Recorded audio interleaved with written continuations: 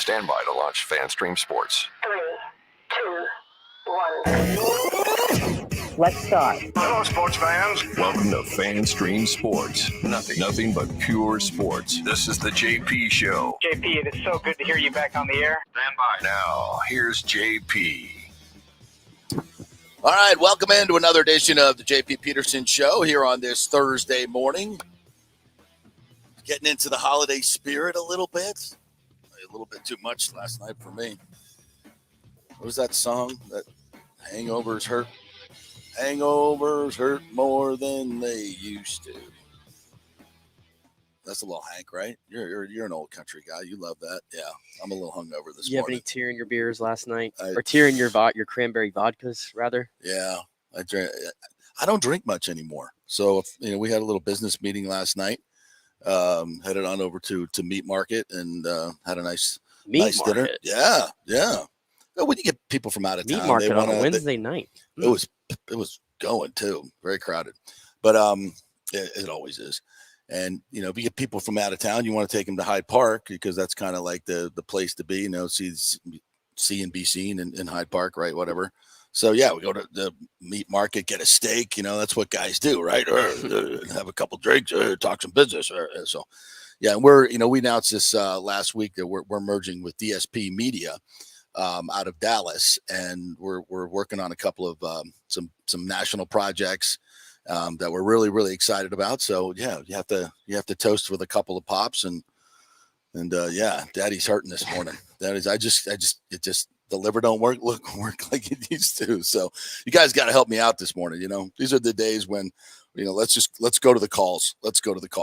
So if you guys want to jump in, any questions you got, we'll mailbag it today, whatever you want. Any questions you got, nothing is off limits. Even you snarky mofos want to jump in there with some of your crass comments. I'm all for it today. Come on, just bring it. I might get ornery. I don't know. We'll talk all kinds of good stuff today. We'll get into the Bucks. Lightning got a game tonight against the Columbus Blue Jackets to finish up a homestand to go 5-1 on the homestand. Columbus is not good right now. They got Johnny Gaudreau, and he's always fun to watch. Not a lot else. They got spanked by the Panthers the other night, so they're coming in here as the whipping dog. But isn't that always the Lightning play down to the competition when stuff like this happens? So we hope that they do not do that because they're really on a roll. They're playing some really good hockey. They've beaten some good teams recently in the Panthers. In Seattle, who's a really good team this year, and they're rolling. Excited to see them play. We've got it'll be our big holiday festivus as we do in the Lightning Vision. So my boss John Franzone always comes up with some really good night before Christmas type rhymes and writes them to the hockey stuff.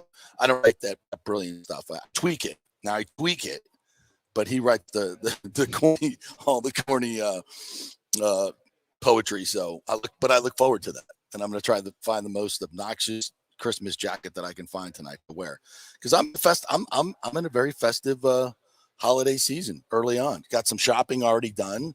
I've already done a couple Christmas parties. So yeah, I'm ready. You want to guess how many gifts I bought this Christmas? Zero. I'm a late shopper too. I'll be doing a lot of that next week. What's sad is I missed the entire window, like the online shopping where, you do that like in November, early December. Right. Oh, I've missed that window. It's the same prices are still out there. I mean, save a couple of crazy things, but no, you're fine.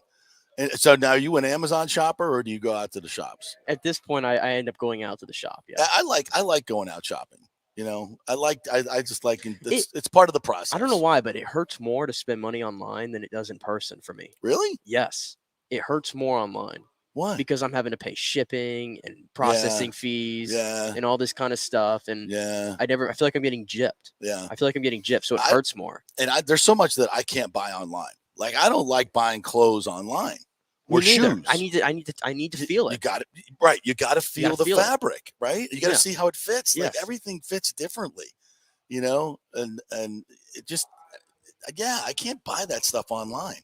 I know people do it all the time, but I'm just, shorts, maybe some athletic shorts or something like that. Yeah. But I don't know. I got to feel the fabric. I got to see how it fits on me, because everything is different. So yeah, I'm a go to the store shopper, no doubt about it.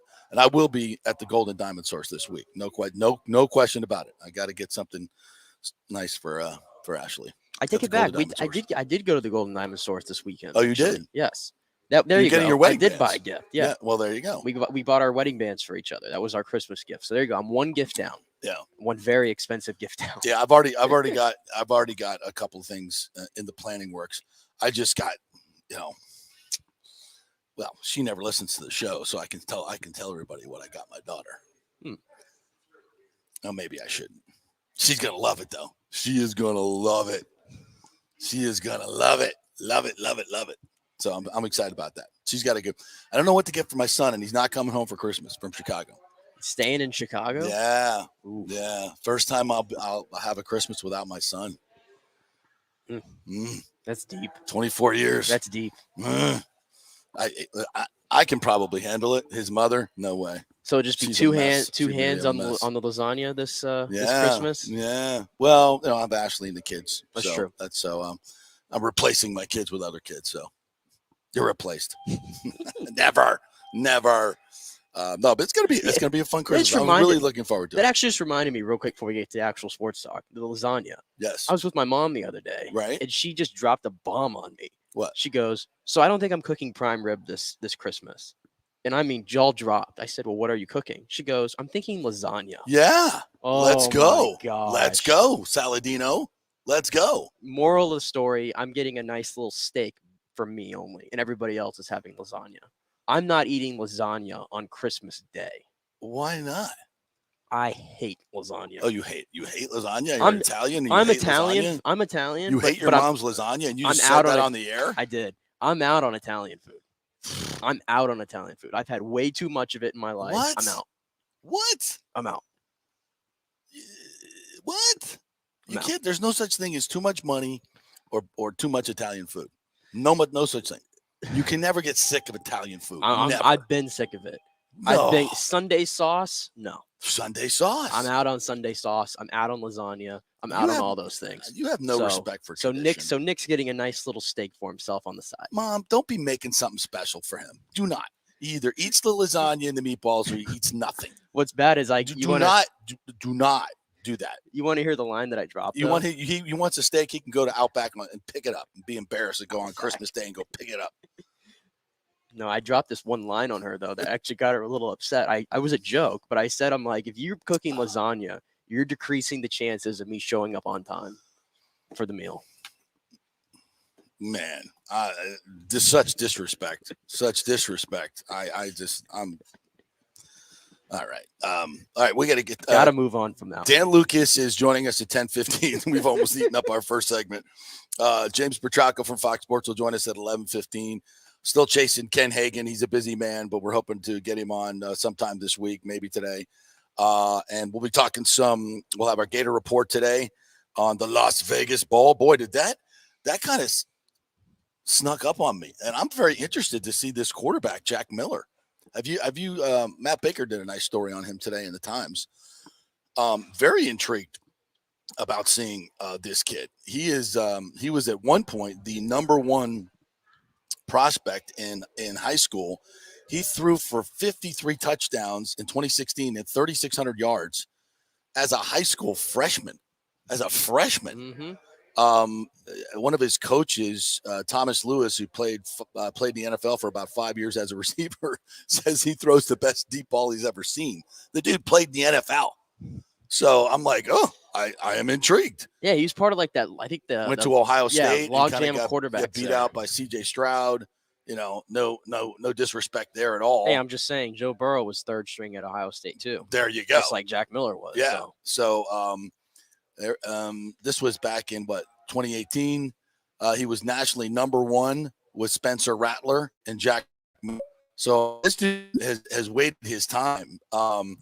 He had a driving while impaired this year. Certainly didn't help him. But, now Anthony Richardson has gone to the NFL.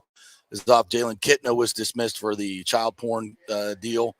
And, well, that sounded dismissive. Sorry about that. But, yeah, we don't need to get into all that crap.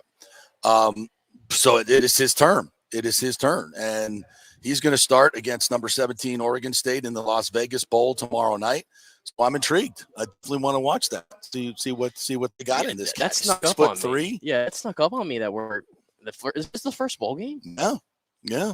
Bowls start this weekend. I thought that didn't they used to start with like the really low bowls, like yeah, the 6 and 6 teams would play in like the Hawaii Bowl or something, or the Bahamas Bowl. It's all so weird now. And we're starting with like the 14th ranked team in the nation playing. Yeah. I don't know, but not an easy task for the Gators, by the way. No, not at all. And they have a history of not playing well in bowl games, especially recently, because they don't, all of their players opt out. But they don't have many NFL players to opt out. Refresh my memory. Who did the Gators lose to last year? I think that would be a UCF spanking. Yeah, that went on right here in Tampa Bay. Yeah, I remember that. I was there. Yeah, 10 minutes left, and all the fans were walking out. Yeah, sad days. And the Gators were like, "Well, we don't have any of our players." Well, that's a you thing.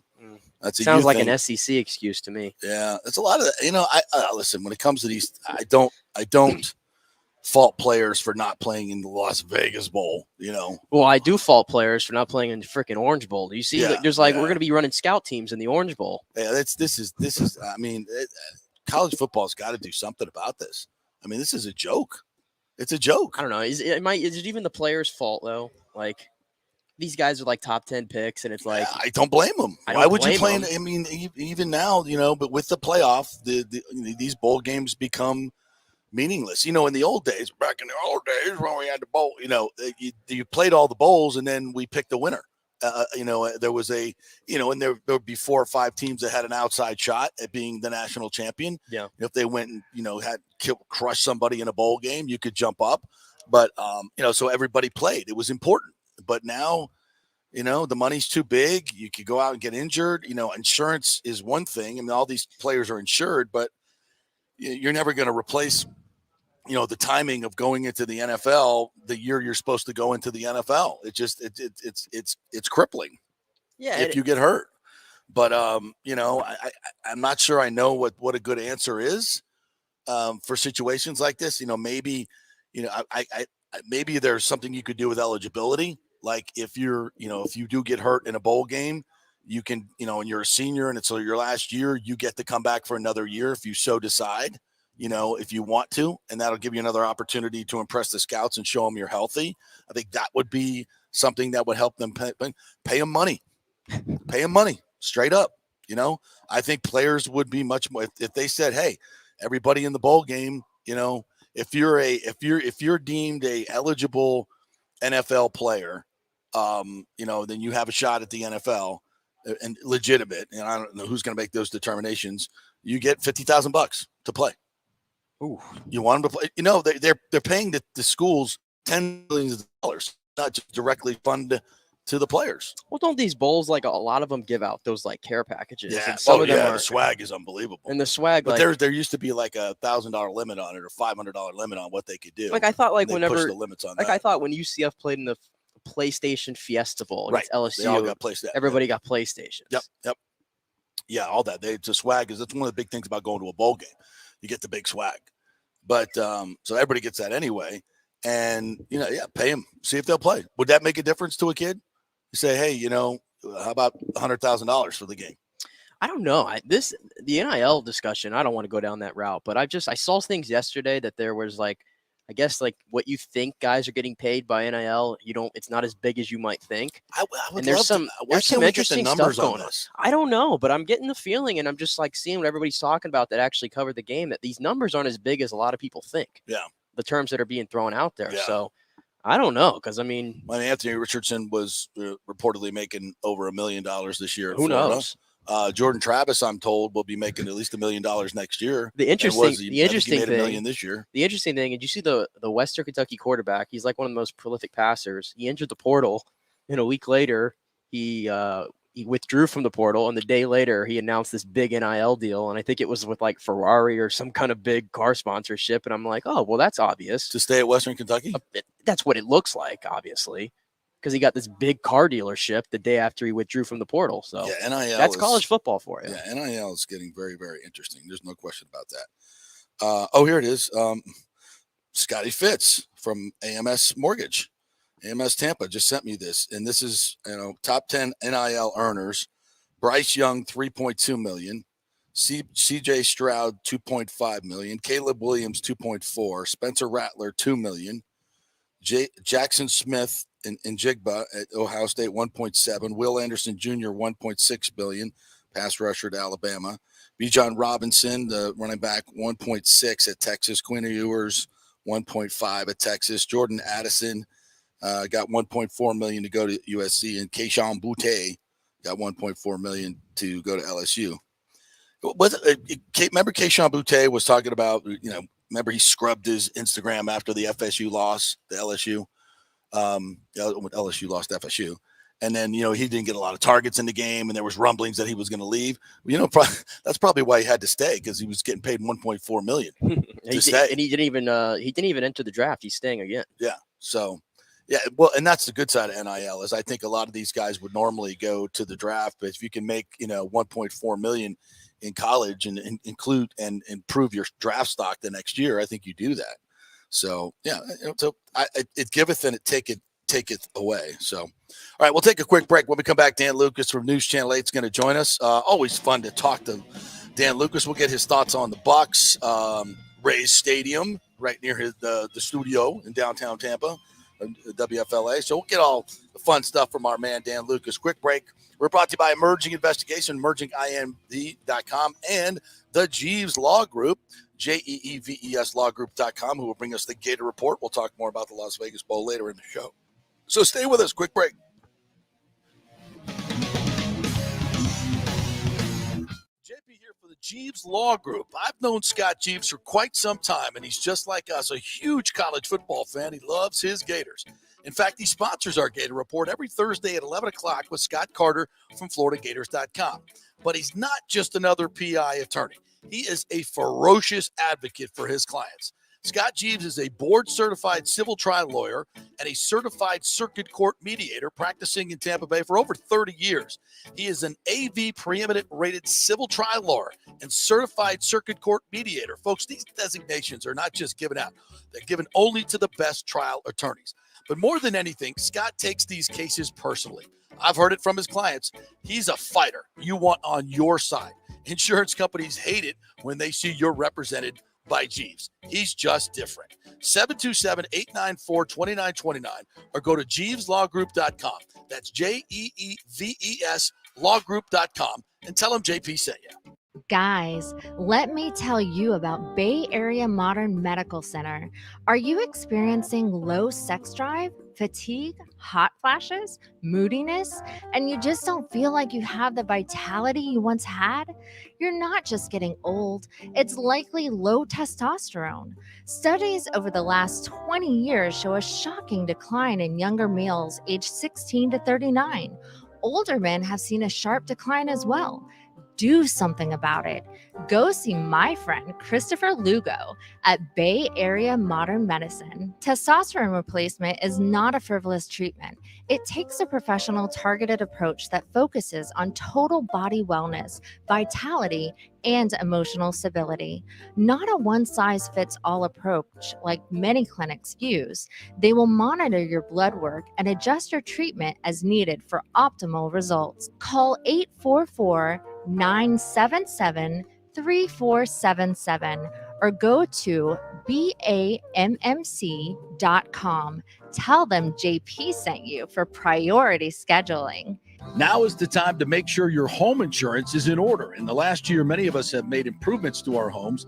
So call the folks at Italiano and discuss these upgrades to make sure you have enough coverage. According to a recent report, almost 64% of homeowners don't have enough insurance on their home, which is their most valuable asset. Also, a great time to make sure you have flood insurance. Even if your mortgage company does not require flood insurance, your home could still be at flood risk. Another big item as we enter hurricane season is making sure your pool enclosure is added to your policy and there will be no issue at claim time. That happens a lot. So call your friendly agent at Italiano Insurance to review your policies today. 813-877-7799 or ItalianoInsurance.com. Attention, if you are home shopping or looking for a refinance, and even if you already have the approval letter, you must call my man Scott Fitzgerald at American Mortgage Services. Scott has a brand new program available in the greater Tampa Bay area called the Community Advantage Loan Program. Get this, no money down, no mortgage insurance, no points, no origination fee, purchase or refinance, and loan.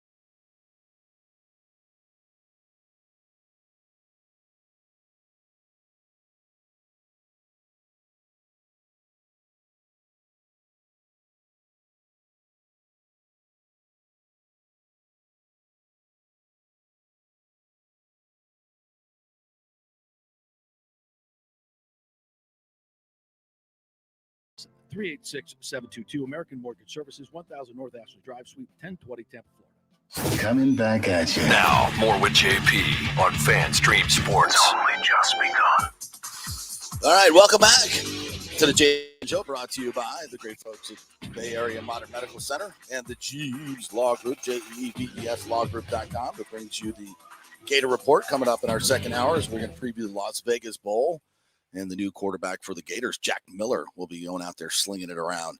All right, I want to welcome in a great holiday greeting to my good friend Dan Lucas, lead sports anchor at News Channel 8, award-winning, Emmy award-winning broadcaster. What's up, my friend? How are you? Yeah, just racking up all the Emmys. Yeah. You and Rich Hollenberg and Doug Wechter, man, you guys out there. How you doing, buddy? I haven't talked in a while. Category now is understaffed office. That's the category. We would sweep that. Yeah, it's not like the old days, buddy, when we had we had 6-7 full-time people in sports, did we not, at one time? Right? We had an army back in the day. We did a lot of fun things, and we try our best today for sure. But you get what you can get done as best you can, and those days were fun because you could cover all the beats, the Bucks and the Rays and the Lightning, and still go out and do great feature stories. That was a lot of fun for sure. Yeah, because we, and this is nothing against what's going on now. It's just a different time. I mean, the TV stations were making gazillions of dollars back then because there wasn't all this cable saturation and social media. We're talking about 20 years ago. And, huge budgets, ratings were huge, and just things have changed. Everything's fractured now. So, you do what you can do. Absolutely. You guys do a great job, certainly, with what you're working with. Thank you. Allowed to work with. It's I know. And when you've been, when you've done it a different way, it's always hard to kind of, scale it back, but that's life. You got to adjust. But those were great days, man. Those were the golden days of television. Yeah, no doubt. absolutely. No doubt. All right. So I haven't talked to you in a while about this Bucks team. And, I've completely lost confidence in this coaching staff. This team seems really fractured to me. They're not having any fun. I don't see chemistry on this team. I was just watching a video that's making the rounds of Brady walking up and down the sidelines in San Francisco, yelling at everybody. We'll play the audio here in a little bit. And it's just like nobody's listening. He's just like he's like speaking to air. He's like, "Come on, we got to fight." And there's like everybody's just looking down. What's your take on this? Well, you look at the roster, you look at the depth chart, everything on paper. It's stunning that they're in this position, and it's a blessing that they're still alive and in the NFC South race, have a shot to win it, and probably will. But this just, to me, smells like 2008. And 2008, for those who don't really remember it well, was really, it was the end of the Gruden era. Yeah. And it was the beginning of very, very dark times for the Bucks that went essentially a decade. Yeah. And that year, the Bucks had 9 wins in a very, very competitive NFC South. Mm-hmm. And I believe they lost their last 4 games that season. They went from They went from clinching the division to needing just one victory to get into the playoffs, and they couldn't do it. Yeah. And they had a loss. I remember they lost to the Raiders on the last day of the season, a very lackluster showing. And Gruden was fired. Yeah. And that team had talent on it as well. And yeah. I have that feeling. You don't want to see the thing get blown up, but you knew when they went all in, and we had some very good days not so long ago, that the salary cap was going to be an issue. Coaching staff would be an issue. Brady's age would be an issue. All these factors are coming to a head. And then you throw in the fact that you're not executing in games. You're making players that you never thought would be liabilities on penalties or making penalties. It just doesn't. It's sad. It's unfortunate. Yeah. And I feel for Bucs fans for sure. So, what wasn't in the locker room yesterday? Did you do locker yesterday? I wasn't in the locker, but Bob Hanson, Karen Loftus were in there, and guys doing the right things. And I'll tell you something about this group of players. We heard from Logan Ryan yesterday, also Robert Hainsey. These guys it's a proud group. Yeah. And so when you get to this stage, it becomes your own individual pride, really. Yeah. Even more than the team. Mm-hmm. Nobody wants to go out there and look bad. Nobody. And that's what's dumbfounding to this team. And the only way you're going to get out of it is to get yourself out of it. Yeah. Yeah. So they've got to go on the field. They're going into a game Sunday. They're not favored at home. Mm-hmm. I think a lot of people have already written it off. Yeah. And if they get a result today, like it's going to be a shock. And that's unfortunate, because this is when you saw the schedule come out in the springtime and you saw this stretch, you thought, oh man, look, 49ers on the road, Bengals at home. Man, it's going to be a crazy December. This team's going to be jockeying for playoff position. Yep. And now it just feels like they're just trying to get to the finish line. It's bizarre. And, I'm watching Brady on the sidelines in the video just yelling at guys, come on, it's not that hard to fight harder. And they're just not responding. And it's kind of, it was his homecoming. I said all last week they're going to get their asses kicked just because the 49ers are so physical and the Bucs are so dysfunctional right now. And the 49ers defense is just, as good as it gets. And this offense is just incredibly dysfunctional. And that's exactly what we saw. Yeah. And but it was still, even though I really thought that was going to be the case, it was still astounding to watch how bad the Bucs were. I mean, they were non-competitive. I mean, just non-competitive. And against the two best teams they played this year, I would say the Chiefs and the 49ers, they were non-competitive. But then you go back to the Cowboys game and you're like, my God, they destroyed the Cowboys in week 1. They beat them up. Yeah. And is this team so much different? I mean, yeah, Shaq Barrett's gone. Vita Vea was gone for most of the last game. But I mean, to be non-competitive, it's not just the players. It's not just personnel. There's just no chemistry on this team at all. Yeah. I talking to Todd Bowles on Monday when I sat down with him, we do our weekly sit down. My approach or my thinking was that, what's going on offensively? That's going on a limb, right? Asking that question. Yeah. And he immediately turned it to defense. And, I know that's his forte, and let's be honest, those are probably his guys, and he's game planning that side of the ball. Right. But maybe he's right, JP. You go back in the Bucs glory days, defense, carried the 2002 team until the offense was able to really get going. Right. That's just the way it was. This defense isn't that defense, but in all of their wins this year, 6 of them, every single win, the opponent had 16 points or less. Mm-hmm. And that is opponents to field goals and getting off the field. Call it textbook, whatever you want. But those are the games where the defense hung in there, and something was able to happen to get the Bucs over the hump and get the win. Quite frankly, that's just how it's going to happen. If they get a couple of wins here to finish out the season, they're not going to blow anybody out. they're going to have to eke them out and figure out a way to win the division. But it's going to be defense containing Joe Burrow and frustrating him, somehow shutting down that offense this weekend. Joe Mixon on the run game, and somehow just keeping these guys to 20 points or less. I would say 20 would have to be the target number. Right. You're gonna hold the Bengals to 20 with a defense. That's what it's gonna take. With a defensive secondary that beat up. I mean, we still don't know if Antoine Winfield's going to play this week. Jamel Dean's likely out. SMB is probably out. So here we go with Zion McCullum and D Delaney, and guys we're getting off the street to play. Now teams may not play, and Tyler Boyd might not play. But, somehow you just feel Joe Burrow could throw to me and for 1,000 yards. He's too good. Yeah. He's just too good. And this defense does not fare well.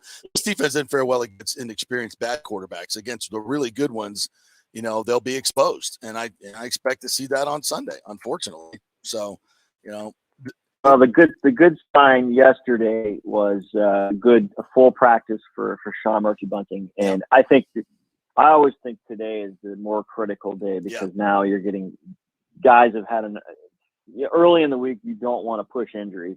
Later in the week, you have to test injuries because you're going to have to make a decision by Friday. The game. So I would think SMB gets through today's practice. If it's full, I would feel confident that he's ready to go. But we've learned Vea being out for so much the other game. When it's Vea or Hicks out of the game, absolutely disjointed.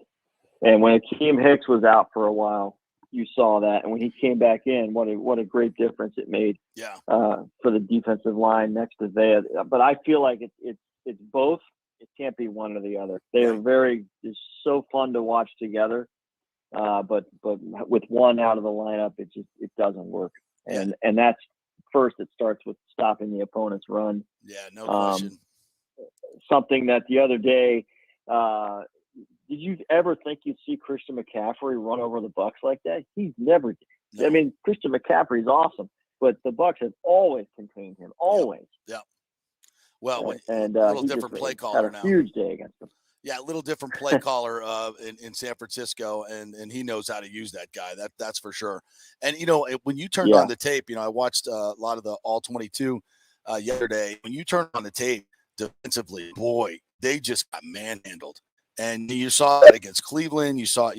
That's one thing that really, when Vita Vea is out or Akeem Hicks is out or both are out, the Bucs suddenly are very, very small and not very strong on defense. And you can steamroll them. I mean, JTS is not a guy that's going to hold the edge, against a stout tackle. He's just not. And, I would say pretty much the same about Nelson and some of these other guys. Not that Nassib's injured too. Yeah. Carl Nassib's nursing an injury as well. Everybody you're going to put out there. Yeah. Mixed up or not even available. Yeah. It's unfortunate. It's ugly. Hey, but Lightning are playing really, really well. This is a team that's starting to gel, and we'll see them tonight against Columbus, a team that is struggling big time. But the Lightning are, they've won 11 of 14 now. And Vassie has started to find his groove. In December, his goals against are below 2 now. So this Lightning team is starting to hum. So put the Bucs away till the draft, and let's go watch some Lightning. Yes, gives you something to watch in December. And isn't it great that we came into the season and the Lightning it just didn't look right, and you're missing guys and he's always available, and that type of thing. And you thought to ourselves, what is happening here in these games? And Cooper just kept preaching patience. Yep. And here we are in December, and it's still just now getting there. It's not even there yet. Mm-hmm. And to watch Braden Point the other night escape by 3 Seattle players, and the poor Adam Larson. He was the last defenseman on that goal. I've probably watched it 100 times, and I'll watch it 100 times more. I insist the puck went under his skate. Yeah, that Point made and then he flipped it over Gustus or the goaltender's shoulder that knocks him out of the game. All the guys that are needing to step up are finally doing it. And the other thing I love about the Lightning right now is the new faces they've integrated into this have finally had a chance to kick in, and that includes your Brandon Hagel, who have now had a full cycle Nick Paul with the team. And there was a time when you had the Hagel and Paul arrivals, and Paul caught on quicker. And I thought we were a little bit down on Hagel. Maybe it was unfair, because now we're seeing the fruits of what he can do, and I think it's just a really good situation. And like you said, Vazzy is coming into his game. This is a team that has gone so far in the playoffs the last 3 years that you just cannot come in September and October and be at that level. It's impossible. And it's not sustainable if you think you're going to play at that level. But you have a responsibility when you get close to the holidays and we flip over to the next year. Now you're starting to run out of games and things start to shape up. Yeah. And the Lightning are going to be right in the mix. The one thing I really want to see them do, JP, is I want to see them go for a better playoff seeding. John Cooper is right when he says the object is getting in the playoffs. I get it. But that was a hard road last year. Yeah. Away series. And that's a tough way to do it. And you're in a division that's tight, and you might have the President's Trophy team in it. And so if you're going to play Toronto in the first round or Florida in the first round, it's home ice. Get the home ice.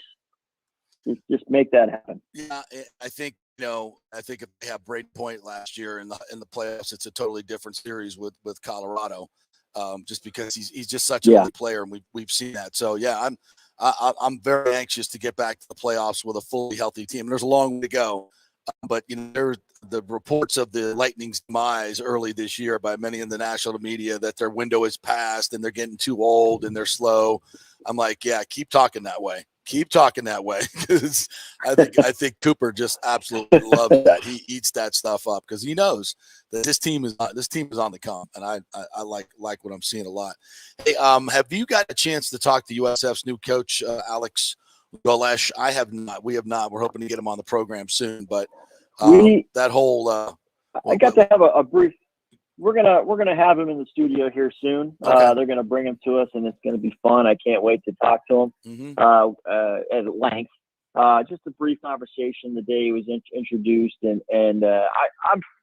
I'm fascinated by his story and his history of getting into football and rising through the coaching ranks. And I get all the fans being a little bit, I'm gonna wait and see because this feels like we hired another coordinator who may or may not work. I understand that. And I think he understands that as well.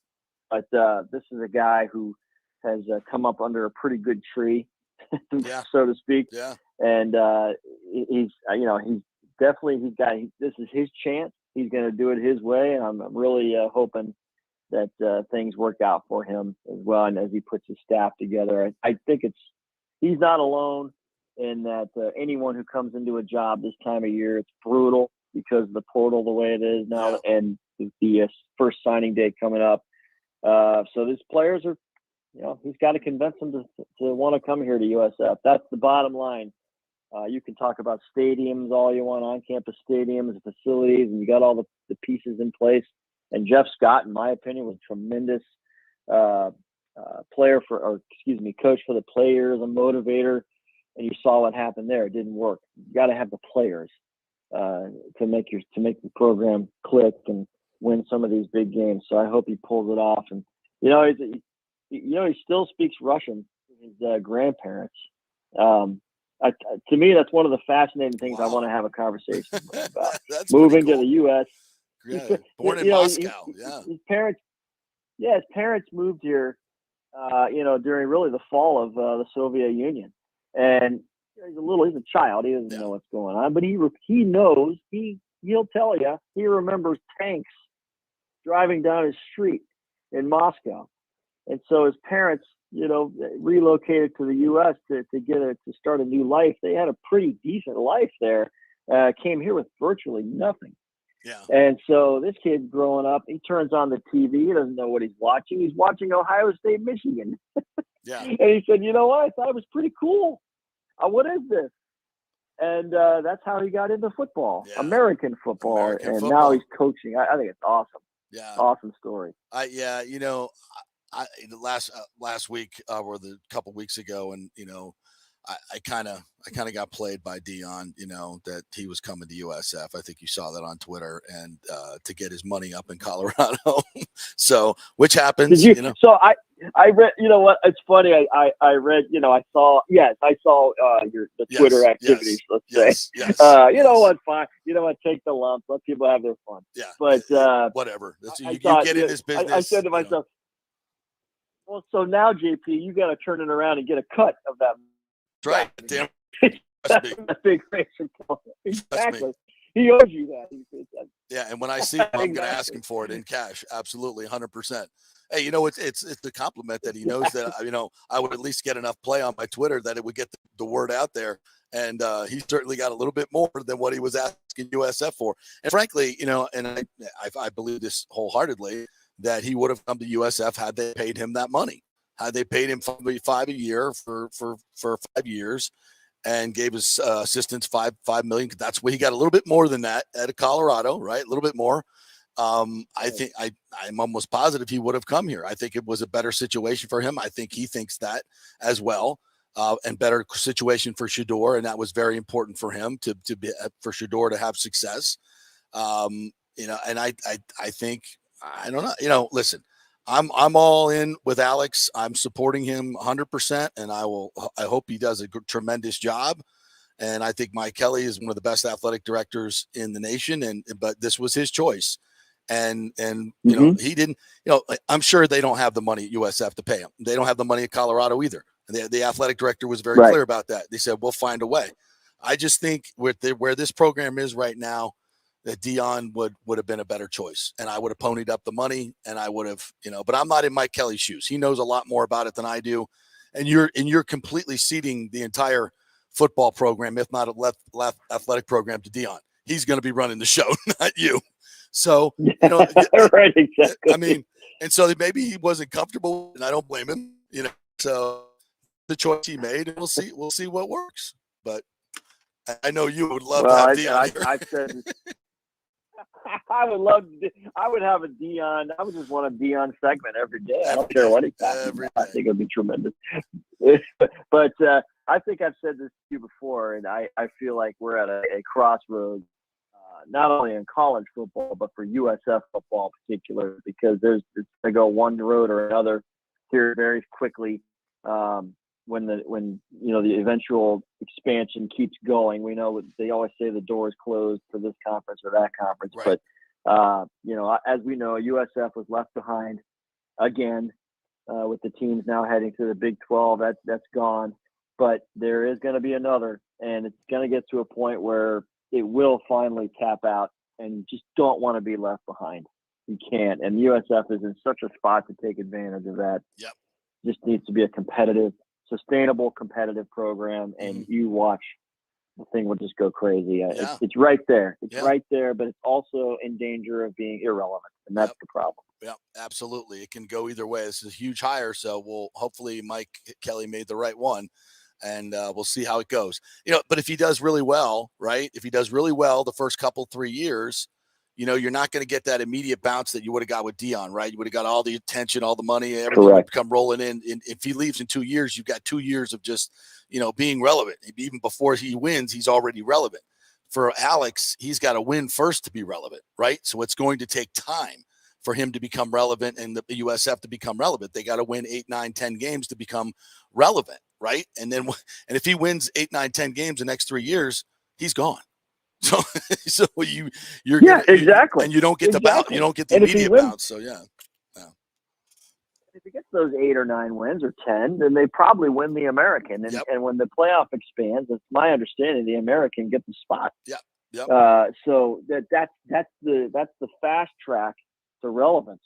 is to win this league. I don't care. You can poo-poo all the teams in the league all you want. But if you win it, you're going to get a game on national TV against the big boy, and anything can happen when you're in a playoff situation. That's the way they're going to get relevant, right, real quick. All right, we shall see. All right, partner. Appreciate your time. What do you got planned for Christmas? Anything fun? Any good trips? Got me mom. She's coming in from London next week. She's spending the Christmas holidays here. Yeah, she's getting a little Florida fun. Nice. And so that's going to be fun. And as far as work goes, we're just trying to keep the Bucks on the respirator here. Yeah, there you go. We got a big weekend coming up tomorrow and Saturday.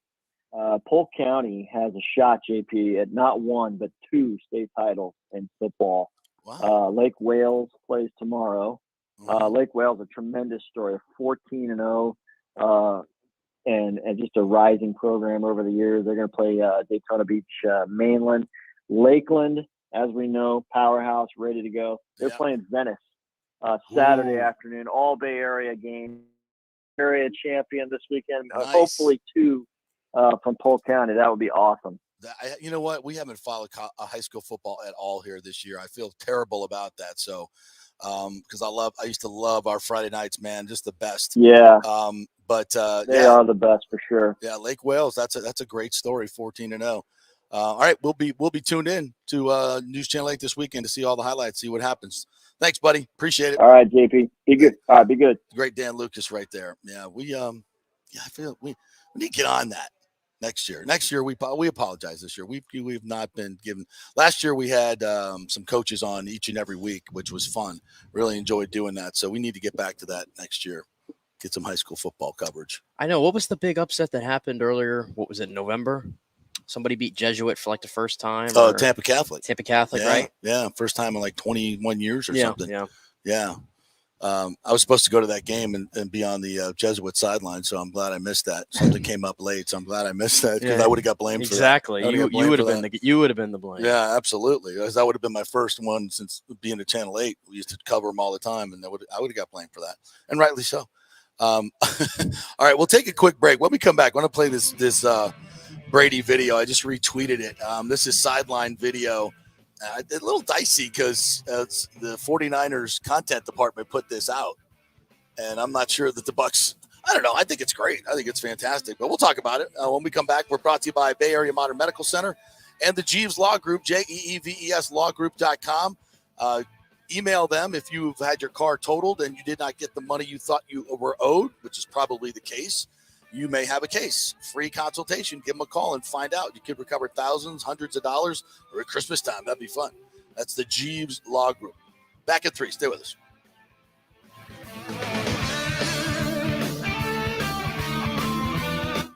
Was your car totaled in an accident? Did your insurance company use Kelley Blue Book or NADA to appraise the value of your car? Chances are they didn't, and you got shorted maybe thousands of dollars. Call the Jeeves Law Group for a free case evaluation because your insurance company may still owe you money. 727-894-2929. It's a free call, so why not find out if you have a case? Insurance companies have been running this scam for a while, and most folks don't know if they've been shorted. Trust me.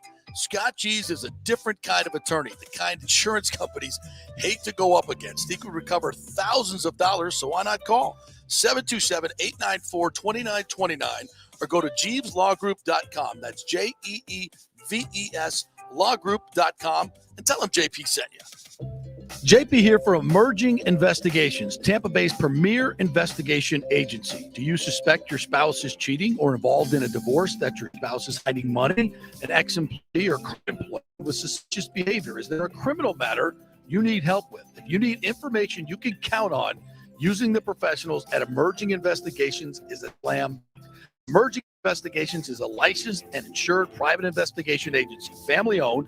Emerging is your ideal resource to secure evidence and validation, allowing you to make informed decisions in life's biggest matters. Led by industry executive Brian D'Antonio, Emerging possesses the experience and resources to get needed results. Emerging Investigations maintains an excellent reputation as a premier investigation agency. They are known for results. You're not just hiring a PI, but an organized, dedicated team using state-of-the-art technology. Their proven investigative methods produce crucial information used in criminal cases, insurance fraud, and personal injury claims. Many local attorneys, industry agencies, and your concerned neighbors all count on Emerging Investigations. Just go to their website, emerginginv.com, or call 813-291-FACT. That's 813-291-FACT-3228. Get results you can trust in life's biggest matters. Emerging Investigations. Well, it's that time of year to renew or shop your health insurance provider, and you can get great health insurance for $20, $30, $50 a month. Just call 888-325-0605 to help navigate the health insurance marketplace. 1 out of 3 people in Florida are uncovered because they think they can't afford it. Not true. I made the call a couple of years ago, and they helped me get Blue Cross Blue Shield coverage, Florida Blue, for just $20 a month. Last year, it went up to $49. Oh, well. It all depends on your income and your family situation. It's a free call, 888-325-0605. They will ask for some income information. So if you have your tax returns available, that will be great, but you don't need it. They'll just answer some simple questions, and the highly trained reps will do the work for you to find out what your subsidy will be. 888-325-0605. And if you have a plan through your employer, you may be able to get it cheaper. It's a free call, so find out, folks. This has been a lifesaver for me and saved me thousands of dollars over the last few years, and you can choose your plan. It's a no-brainer. Find out. Make the free call, 888-325-0605. Get covered like me and thousands of others, 888-325-0605. Oh, oh, oh, Merry Christmas. Santa Claus here for the Gold and Diamond Source. All right, it's JP. The holidays are the best time for engagements, right? And where better to get that special ring than the Gold and Diamond Source? They have the largest selection of engagement rings in the country, a jewelry superstore with 30 times the inventory of any normal jeweler. So avoid all the mall madness and the parking and all that BS and stay local, right? With the Gold and Diamond Source, Julie and Steve Weintraub are the family jewelers, and they'll treat you like family.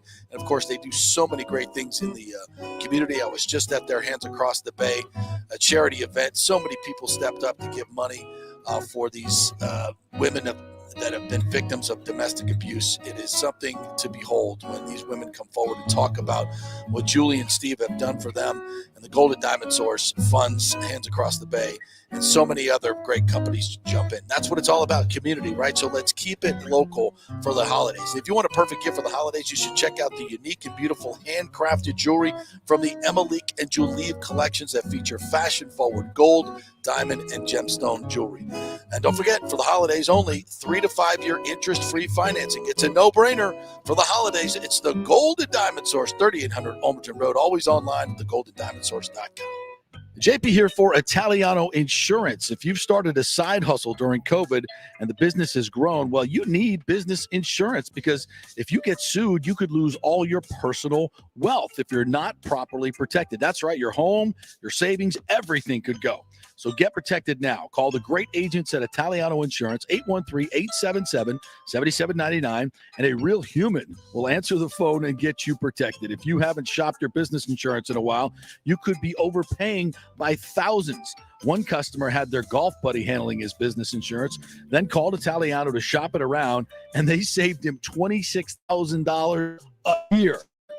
So call 813-877-7799 or go to ItalianoInsurance.com. Italiano Insurance, protecting all the pieces of your life for over 60 years. Attention, if you are home shopping or looking for a refinance, and even if you already have the approval letter, you must call my man Scott Fitzgerald at American Mortgage Services. Scott has a brand new program available in the greater Tampa Bay area called the Community Advantage Loan Program. Get this, no money down, no mortgage insurance, no points, no origination fee, purchase or refinance, and loan amounts up to $647,000. Now, there are some application requirements. It must be a single-family home, 1 unit, primary residence, and have a minimum 640 credit score. The program only applies to certain neighborhoods, so you have to call, find out if you qualify.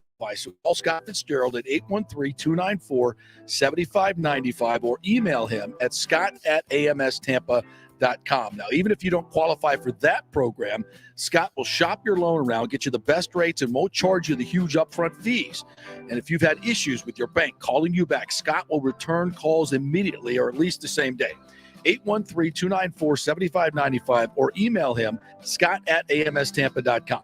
Scott Fitzgerald, MLS 386722, American Mortgage Services, 1000 North Ashley Drive, Suite 1020, Tampa, Florida. Guys, let me tell you about Bay Area Modern Medical Center.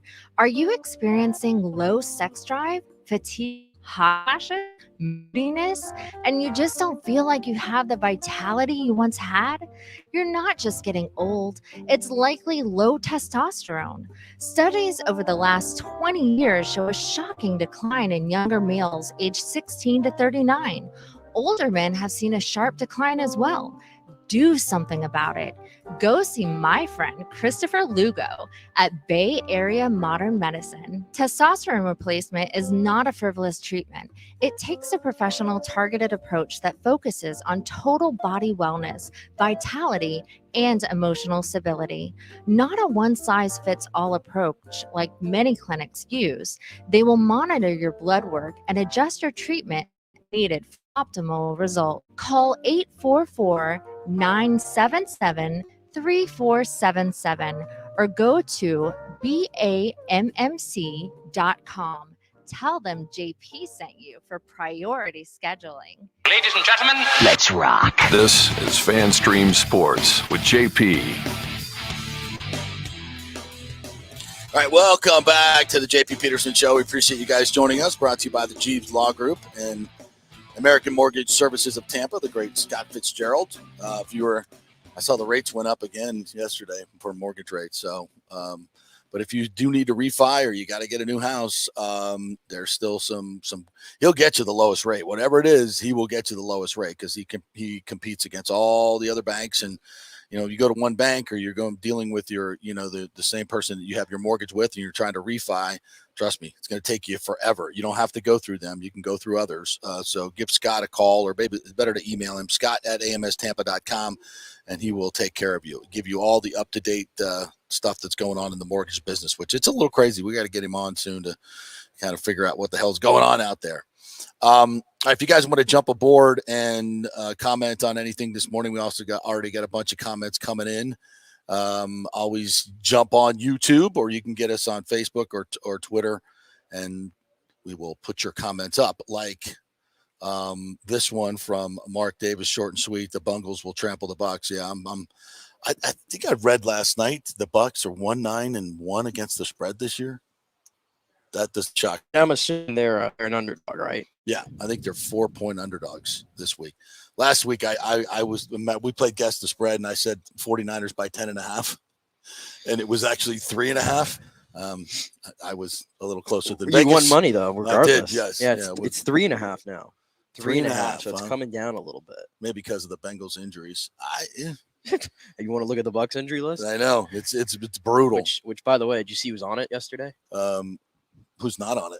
That's true, but our Julio Jones is right back on it with the there you go. didn't Julio, practice, so I'm like, here we go again. Well, he did hit the ground on that one pass that was woefully. Every time he gets up, I'm always like, is he hurt? He struggled to get up on that one. He dove for a ball, and he struggled to get up. He struggles to get up after everything he does. T. Corral points out in our talk about players not playing in their bowl games, the Noles have all their starters playing. That's right, they do. Yeah, the Noles are building. I'm about to say they have a core that really wants to stay and build something here. They really and do. They want to keep playing. Yeah, we'll talk about that next week as we get closer to their bowl game. But they do. There's a momentum at Florida State that's big time right now. I think Benson, he's roommates with Verse, and Verse hasn't made a decision yet on the draft. And Benson said, "I'm hardcore trying to get him to stay." If Verse comes back, he thinks he's close. Wow. And that's a real good part of NIL that people don't talk about. There's no chance any of these guys come back if not for NIL. Yeah, absolutely. I mean, it's a game changer when it comes to that. If they can make $1 million, because if you're not a first or second round pick, you can make almost as much money in college your last year as you would your first year of professional football. And you're going to play more. You're going to play more. You're going to be in more the spotlight. Fun. You're probably, if you're a third round pick, you might play, but not a lot. Though your whole life changes. I mean, when you go to the NFL, it's better in a lot of ways, but it loses its innocence, of college football and being on a college campus. I mean, it's pretty professional anyway, but there's a marked difference. So, and I've always said it's the same as basketball and football. If guys had an opportunity to stay, they will stay. If they can make money in college and they can stay, they would choose to do that because, going to the NBA, they're over their heads. It's hard to, when you're an 18, 19-year-old kid, just from a social standpoint, it's not really comfortable because a lot of the guys are 27, 28, 20, so even older. Yeah. Unless you're like one of those like top picks, like a Bryce Young, like if you can opt in and get you'd get a 4-year deal with a 5th-year option at $8 million usually is that slot? Well, for a first overall pick. Yeah. I mean, you're guaranteeing yourself. Do the math right there. Oh, yeah. You're guaranteeing yourself like $35 million at least for 4 years. If you're a first or second round pick, I mean, you almost got to go because you're risking injury, and when you risk injury for a whole season. Yeah, that's why I can't think of his name, but like the Penn State offensive tackle, he's like the number 1 tackle in this class, and he decided to stay for another year, and everybody's like, that's surprising, but he was going to be a top 10 pick. That's pretty crazy. But you love college football. You love the atmosphere. I don't mind it. College football to me has more of a fun factor to it. Oh yeah. Like to me, the NFL, and it is a job. It just feels like work. Yeah. Like absolutely. the Bucks right now just feels like work that nobody wants to be a part of. God, yes. It's a totally different deal. And when it comes to that, but guys' livelihoods are on the line, and you don't play well. You got some 32-year-old man that's his lunch money's on the line here for a playoff check or something. Yeah. He's giving you the stink eye, and it's different. It's different. And you're the big man on campus.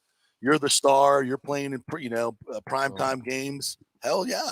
What would be more fun, staying at Penn State and competing for a championship, or getting drafted by the Browns? And being or the Bucks. Yeah. At this point, yeah. No fun at all.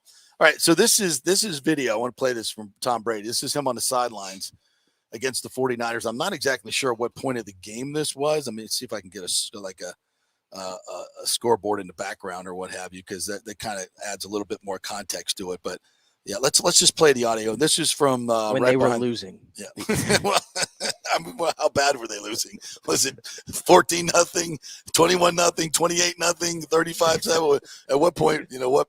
I don't know that, but anyway, this is what it sounded like. Gotta be better than that. That ain't gonna win. That's not gonna win. That's good enough to suck right there. Let's go, fellas. Let's go. Hey, it ain't that hard for us to fight harder, right? Russ, let's fight harder.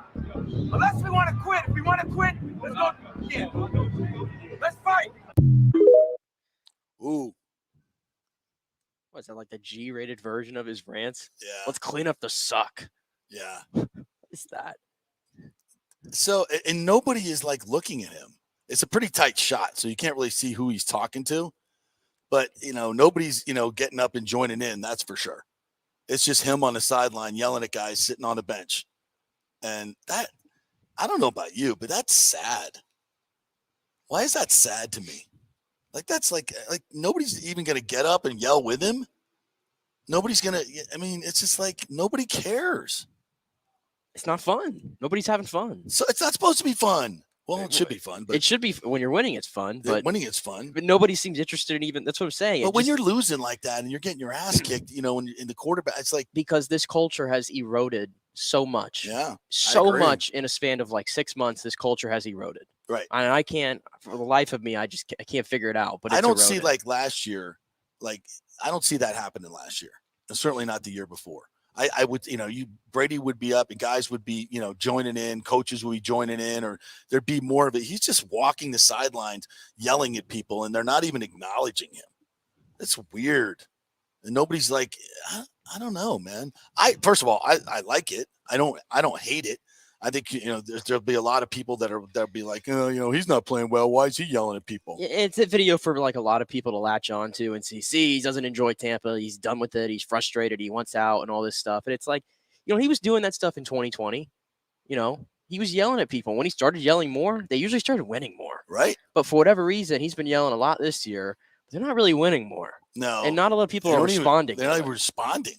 But that's why nobody's responding to anybody. They're not responding to Bulls. They're not responding to him. Nobody. Mike Evans. It feels like they've had enough of the GOAT.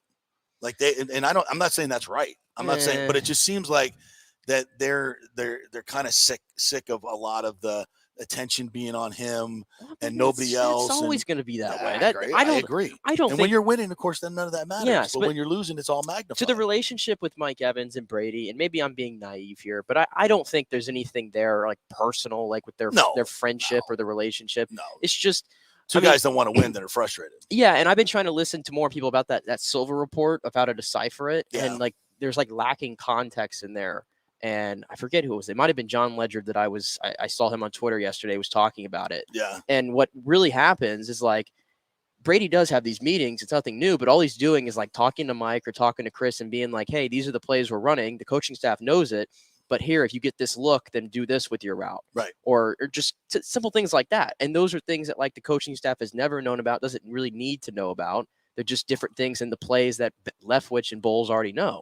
That's between the receivers. So there was like context left out in that. So like a lot of people are like really like, grabbing onto that is like, what's going on with Mike Evans and Brady. I just think for whatever reason, the miscommunications there, I don't think there's anything with like a friendship or relationship standpoint that's fractured. Well, it just seems like seems fractured. Like it used to seem like, Brady was the Pied Piper. I don't get that vibe anymore. And this is kind of the, a perfect example of it.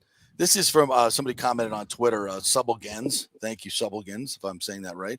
Said, I thought one of the reasons that Brady was brought here was to create a winning culture and attitude that would remain even after he retired. Seems like the rest of the team has a loser's mentality, even though Brady is still here. Interesting. Yeah. I can't really disagree with that. I don't either. I mean, I don't either. There is no winning culture to me that's staying here after he leaves. No. Based on what we're seeing at the moment. No. I mean, and that's something that's kind of a residue thing that you'd see in the building. It's hard for us to really. Yeah, but it's just, again, like, look where Brady left with New England. Has the winning culture left that team at all? And they still have their same coach. They still have the same coach, yes, but has their culture left them at all? Even when they have subpar talent, they still win football games. Yeah, I would say no, and that's still the. It doesn't matter that they have two offensive coordinators who aren't even offensive coordinators. Yeah, and the mentality hasn't left them. But for whatever reason, I feel like when Brady leaves here, that mentality to me is going right out the door. I think it already has. That's the point of that comment. I think it has. But we said this a lot of times this year. It's a different Brady this year. It's a different Brady because it's not the guy that's been all in. You can't make that argument. He hasn't been all in mentally. He hasn't been all in physically, leaving his team a couple of times. So it is what it is. And I think, it seems like a big mystery, but it's really not. The change in personnel, the fact that Brady has had so many off the field issues, like you say, noise. There's been noise all year long since the beginning of the retirement. It's been nothing but noise around here. We didn't have that the first 2 years. So it has been a different Brady. It has been a different situation, and the results are dramatically different and different personnel. You've lost a lot of key guys. It's really not that much of a mystery. But I think a lot of people it's Tom Brady. How does this happen? Well, look. So it is what it is. Here's a comment from James right at you. JP, all of a sudden you're 100% or 1,000% anti-Brady, a complete 180. Basically, you go from body and soul to Brady is the cause of our woes. Dude, you just keep trying to put words in my mouth. I've said, how many times have I said it's not all Brady? It's not all Brady. But Brady is the reason you won, right? He's the biggest reason that you won. And now that you're losing, he's the biggest reason that you're losing, in my opinion. And again, it's not because it's all his fault. It's because you have to build everything around him. All right. And maybe saying he's the biggest reason we're losing is incorrect, because that brings a negative connotation. So I need to find a different way to phrase it. What I'm trying to say is, when you build everything around Brady, when you have to build everything around him, you have to have a way above average offensive line. You got to have an effective running game. You got to have really good weapons for him to use, right? And he needs Gronk, because Gronk is his secret weapon, his security blankets for third downs, for running game, for all this stuff. And for red zone especially, and you don't have any of that. So again, it's everything's about 12. Everything's about 12, and you have to. And the reason you can't run a lot of different things is because he's a statue back there. He's not going to make any plays off script. It's not going to happen. And that happens all over the league all the time. Hell, freaking Kansas City's offense is built on that, and they're one of the best teams in the league. Same thing with Jalen Hurts. I mean, you look at the better teams in this league now, they've got quarterbacks that make plays off script and with their legs. Ours does not. And that's because we built this team, set up around Brady. And when he's not performing to his level, and he knows it too. Of course he does. He said it this week on his podcast, the Let's Go podcast, that I have to be better. I'm making crappy throws. Like, he knows it. Like I blame the coaching for probably 80% of this. That's just me. Yes, I agree with that. I blame it for 80%. That's a better way to say it. I think the coaching staff is the number one reason. I think they're 80%. I'm not saying Brady's the other 20%. No, but he's part of the 20% of players have got to play. Right. Players have got to play. And the veterans on this team go up and down the list of veterans. Is Tom Brady playing to his fullest capability? No. Is Mike Evans? No. Is Chris Godwin? And not even because he can't, not even because he's not trying to, he just physically can't yet. No. Is Donovan Smith playing up to his fullest capabilities? Hell no. I'll keep going. Is Vita Vea the same Vita Vea? Nobody. Is Levante David making the same plays? Is Devin White making the same plays? Is Carlton Davis making the same plays?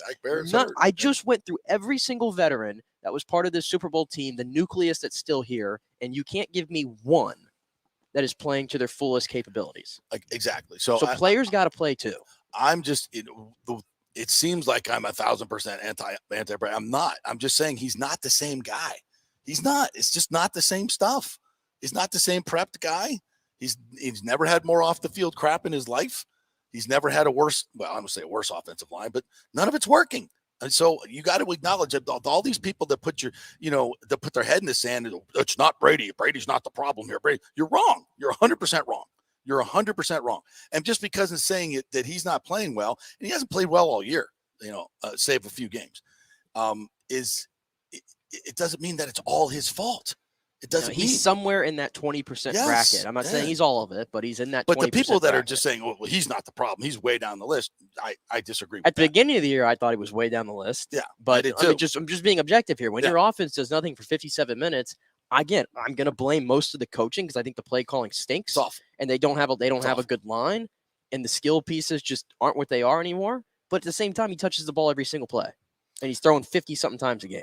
Yeah. And he's throwing maybe 15, 20 passes that I actually go, oh yeah, that's the one. Yeah. I'll give James. Let me put Joe up here. He is not the biggest reason. Coaching and injuries are the biggest reason. Brady is not playing well, but not the main reason at all. I would agree with that. But people that just say that he's not the problem, I totally disagree with that. 100%. And have I done a 180 on Brady? Yeah, because he used to play well and now he doesn't. I'm just looking. There's nothing wrong with doing a 180. It's called new information. Right. New information comes up can change your opinion. Yes. And when I commented on him playing well and he was so superb because he's not anymore. So am I supposed to keep saying, "Oh, he's playing great"? No. Your opinion has to change based on the information. He's having the worst statistical season of his entire 23-year career. He's never been 6 and 7. And he's never been 6 and 7. James says Evans and Brady are not fractured. You act like they hate each other, always looking for the conspiracy theory. Bottom line is this team is horribly coached. The Glazers were hoodwinked by Arians. Look, I'm not saying that they hate each other. What I'm saying is there's definitely a lot of body language on the field that they're not in sync. Yeah. I don't disagree with your last point, though. The Glazers were hoodwinked by Arians. I don't disagree with that point at all. You think the Glazers look at this every single week and don't think, what the hell did Bruce Arians do to this team by giving us this head coach? You don't think they think that? I think they do.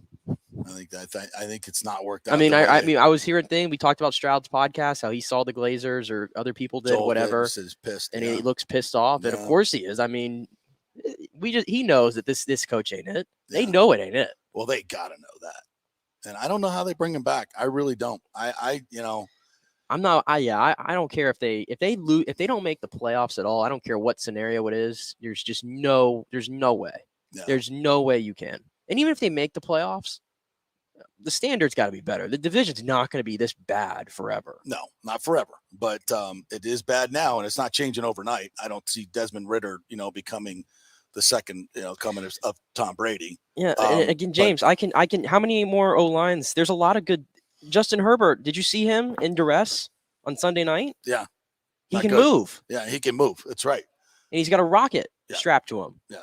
Mahomes can do whatever he wants because he's Mahomes. Burrow took a team to the Super Bowl that had no business being in the Super Bowl. Their offensive line, he got sacked like 70 times. Yeah. There are quarterbacks in this league that have bad O-lines that do it. And they move. James says, fix the offensive line. What do you want to get out a wrench? It's not that easy, bro. You got a left tackle who's been playing with one arm all year and nobody behind him that can play. Your right tackle's been hurt. You're inside. You were dumb enough to keep Luke Gedeke there for 6 games. That's on the coaching staff. Hainsey's been good. He's not been, he's been all right, but he's not Ryan Jensen. And Shaq Mason's been fine. He's been good. He's been okay. But it's an average offensive line. It's not a horrible offensive line. But the problem is you need an excellent offensive line when you have a 45-year-old Tom Brady. And if he doesn't trust you, right, it doesn't even matter what you are. Yeah. Because there are games that I said it. I think I said it in the New Orleans game. I thought he could have trusted his O-line better in that game. But he didn't. That's just what it is. He doesn't trust the guys to begin with. So the ball's coming out. You're getting bubble screen after bubble screen. And to an extent, Byron knows that. And that's probably why he's calling all this stuff. Yeah. But it doesn't make it right. It just is what it is. Yeah, everybody's bad, and that includes Brady. That's what we're saying. And it's a different Brady this year. There's no question about it for all the reasons I answered, which clearly, James, you're not listening to. The new info was not just the Mike Silver. I didn't need Mike Silver's stupid article to look and see that this offense is dysfunctional. It has been all year, for God's sakes. I don't need a Mike Silver article. The Houston Texans have more touchdowns than the Tampa Bay Buccaneers. That's my new information. There you go. That's my information. There you go. But Brady's great. Brady's nothing wrong with Brady. Sorry. Not quite. All right, we'll take a break. When we come back, we will talk with James Petrauka from Fox Sports. He did a game with Mike Leach earlier this year and had a production meeting with him. So we'll talk a little bit about Mike Leach. And he also was working with Kurt Warner a couple of weeks ago for the Monday night game against the Saints. So we'll get a little information from James Petrauka on, because Kurt's the one who put out the video, Is Brady Broken? And broke it all down for you, James, if you want to go look at that. All right, quick break. We'll be back. 3 minutes. Stay with us. Now is the time to make sure your home insurance is in order. In the last year, many of us have made improvements to our homes.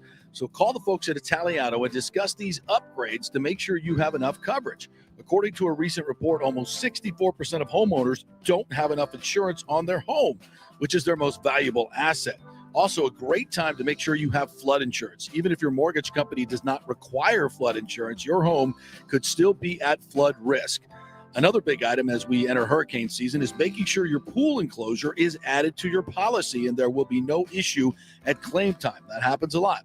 So call your friendly agent at Italiano Insurance to review your policies today. 813-877-7799 or ItalianoInsurance.com. Well, it's that time of year to renew or shop your health insurance provider, and you can get great health insurance for $20, $30, $50 a month. Just call 888-325-0605 to help navigate the health insurance marketplace. 1 out of 3 people in Florida are uncovered because they think they can't afford it. Not true. I made the call a couple of years ago, and they helped me get Blue Cross Blue Shield coverage, Florida Blue, for just $20 a month. Last year, it went up to $49. Oh, well. It all depends on your income and your family situation. It's a free call, 888-325-0605. They will ask for some income information. So if you have your tax returns available, that will be great, but you don't need it. They'll just answer some simple questions, and the highly trained reps will do the work for you to find out what your subsidy will be. 888-325-0605. And if you have a plan through your employer, you may be able to get it cheaper. It's a free call, so find out, folks. This has been a lifesaver for me and saved me thousands of dollars over the last few years, and you can choose your plan. It's a no-brainer. Find out. Make the free call. 888-325-0605. Get covered like me and thousands of others. 888-325-0605. Ho, ho, ho, Merry Christmas. Santa Claus here for the Golden Diamond Source. All right, JP. The holidays are the best time for engagements, right? And where better to get that special ring than the Gold and Diamond Source? They have the largest selection of engagement rings in the country, a jewelry superstore with 30 times the inventory of any normal jeweler. So avoid all the mall madness and the parking and all that BS and stay local, right? With the Gold and Diamond Source, Julie and Steve Weintraub are the family jewelers, and they'll treat you like family.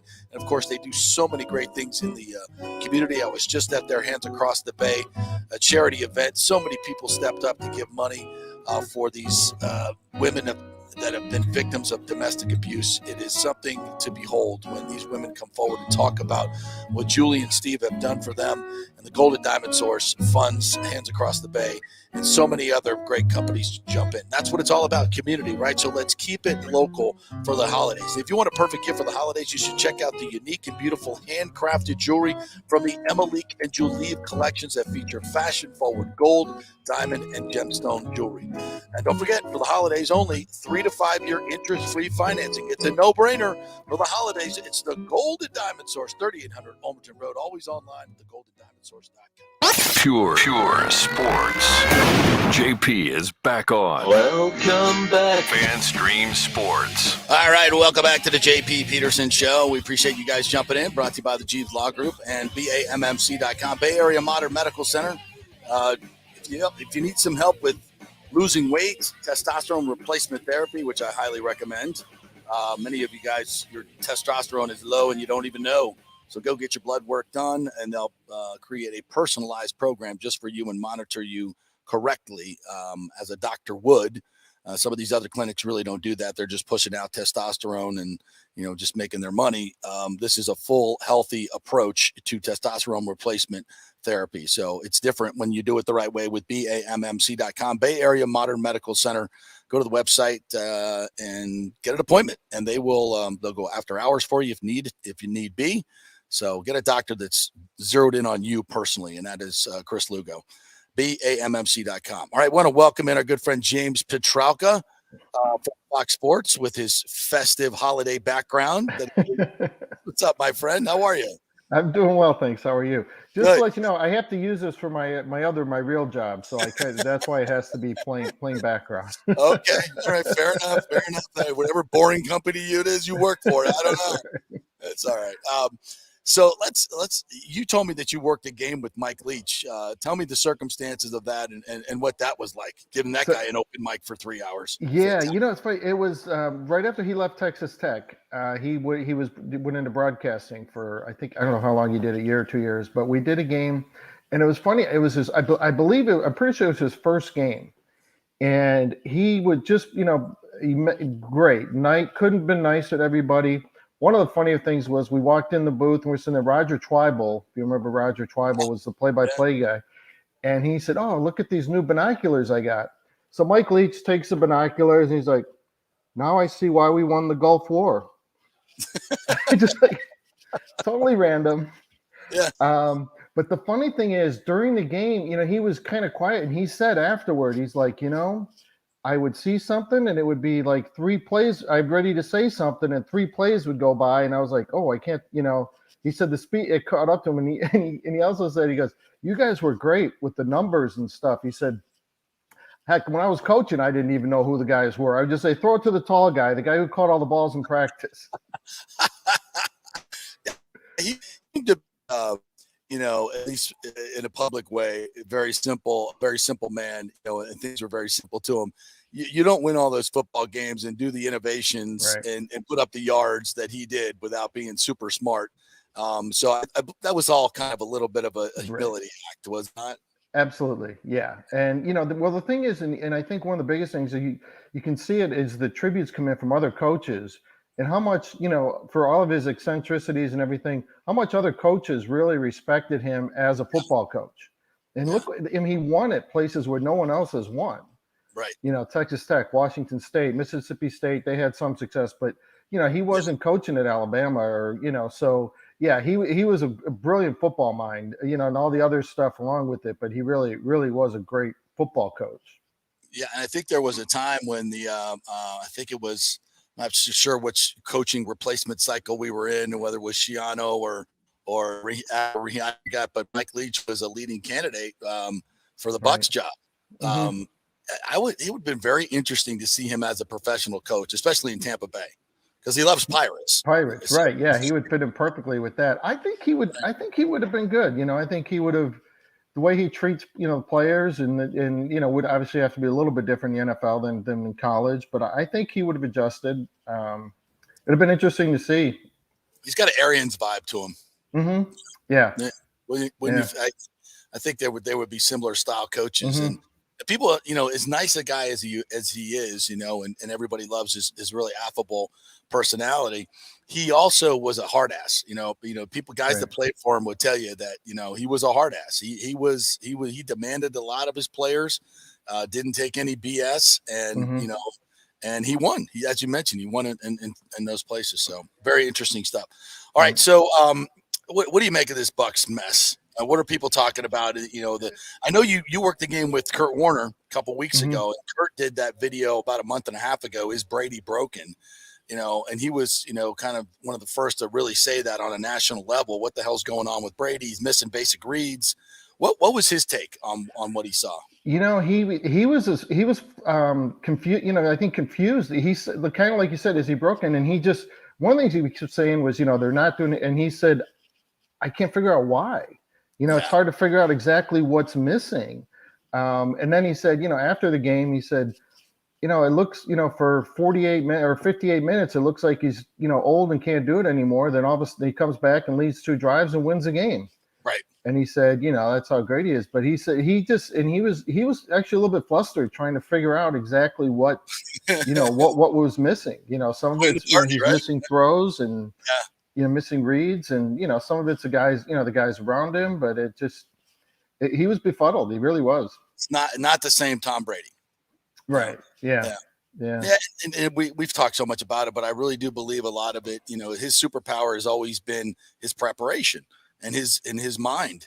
And it doesn't seem like he has that edge. Like, you never get the feeling this year that the Bucs offense is one step ahead of the defense, you know, from a strategic standpoint, right? It always feels like they're doing stuff that there's always 7 guys waiting for the player when he throws the pass or something, right? It's just no creativity. Yeah, and again, it's hard to figure out, you know, exactly why he's not on the same page with, you know, Mike Evans at times, and then he makes, you know, great throws at other times, and so some of it's a protection. You know, it's hard to put a finger on exactly what it is, because there's so many different things that happen. It's not just one thing. It's not, you know, it seems like it's a combination of things. In one play, they're not on the same page. One play he overthrows him, next play he underthrows a guy. Yeah. And it's, you know, the running game, you know, hasn't been there as much. And, you know, I know, you know, kind of criticize him a little bit for trying to run the ball too much, but a lot of things come off of the running game. If you're not able to run the ball, that gives the defenses big advantages. And I think that's been part of the problem too. Yeah, no doubt. James Pachaco, Fox Sports, joining us here. So you got Arizona, Denver this week, right? So it's Colt McCoy and not Kyler Murray. And Brett Rippon. And Brett. Ooh, wow. What a headlining game you got this week, huh? Yeah. So you have a production meeting on how to put lipstick on this. Yeah. Rippon, it's interesting. I did a couple games earlier this year with Mark Schlereth. Right. And he was talking about Rippon. He spoke really highly of him. How you know, he said he throws the ball really well. So I'm actually kind of anxious to see him, because we had the Broncos earlier this year, and Russell just physically he doesn't look the same. Yeah. You know, I don't know. He was kind of throwing the ball off his back foot and kind of hopping as he was throwing it, not stepping in. And I think physically he's just, you know, even before, obviously now he's, you know, got the concussion, but earlier in the year, I think physically he just hasn't been the same. And, you know, there's a lot of, I think, similarities to Russell Wilson and Tom Brady this year, right? They're new, you know, it's a new coaching staff, so to speak, because there's no Arians, right? And a totally new coaching staff in Denver with a guy in Nathaniel Hackett that looks completely over his skis. Mm-hmm. So, you know, the quarterbacks, they need good coaching. They need good people around them, even the great ones, right? Or they're going to look really, really bad. So yeah, I think this. Yeah, and it's interesting too with these two teams. There's some similarities because, you know, they're both kind of locked in. You know, the Cardinals are locked in. Murray's now hurt, but, you know, with Kingsbury, you know, they give him a long-term deal. could each of these teams make a coaching change? After this year, it's could be. There's talk. One of the things they say, I've heard that like with Hackett, they thought they were getting Favre. I'm not Favre, Aaron Rodgers. Right. So Hackett was his coach, so that was kind of one of the things they brought it. Wanted to bring him in for that. So yeah, and that's a big part of it. A quick note: coaching. A couple of years ago, there's a guy named Carl Smith who's been a long time. He's been offensive coordinator, quarterbacks coach. He's with the Seahawks. And we were talking to Pete Carroll before a game because I've known Carl for a while. We have some mutual friends, and Chris Myers knows him. And anyway, so we were talking to Pete, and Pete's like, Carl Smith is a guru. He said no one knows who he is, but he said he listed, Deshaun Watson, Russell Wilson, Matt Leinart. All these guys had their best year under Carl Smith. Yeah. And now Carl's still in Seattle. Geno Smith is having a great year. So maybe there's something to that. Interesting. And that's one of the things I think that's fascinating in a big picture with the NFL. There's a lot of guys like that you don't know who they are, but have a huge impact. Tom Moore is a guy like that. Always kind of been a little bit under the radar, but Tom is one of the most brilliant offensive minds in football for a long time. Yeah. Where's he been this year? Yeah. He's also 85 years old. So. He might be slipping a little bit. Who knows? But we'll just blame him, right? We'll blame him, but everybody else. You'll get to see Arizona, and then you can report back as the Bucs got him in 2 weeks on Christmas night. They go, and Arizona team looked a lot like this Bucs team, like they're just kind of giving up, and just are not fighting. I mean, I hate to say that about the Bucs, but I mean, you look at Brady on the sideline, yelling at him to fight harder. And he said the game day effort was embarrassing. This podcast. I mean, this team just looks like it's just out of sync, no chemistry, and they're not really following their leader like they did the last couple. It's almost like they're having the Super Bowl hangover 2 years later. Yeah, true. No, very, very true. And maybe last year was fun to watch with the 13 wins, but it kind of got ugly at the end as well. So, all right, partner, good stuff as always. We appreciate it. We'll get you back on next week and give us more insight into the Arizona Cardinals. As the Bucs get ready, we don't give a crap about. Have a good. But the Broncos are awful, and they're hurt, and they're bad, and there's a lot of bad football this year. There is. Quarterback play has been piss poor this year. Piss poor. I was listening to Peter King talk a little bit about that, and scoring is down, and is the league going to do something about the roughing the passer penalties, which I think they need to. The penalties are down, though. It's weird. Like, I think they were just flaunting that they're down by like 60-something penalties this year. What, the roughing the passer? The roughing the passers. Really? It just seems like they're getting more softer, but they're not calling them as frequently as they did last year. I think they've happened in big moments. Big moments, yeah. That have changed games big time. Yeah. The Bucs got a win out of it. We remember famously against Atlanta.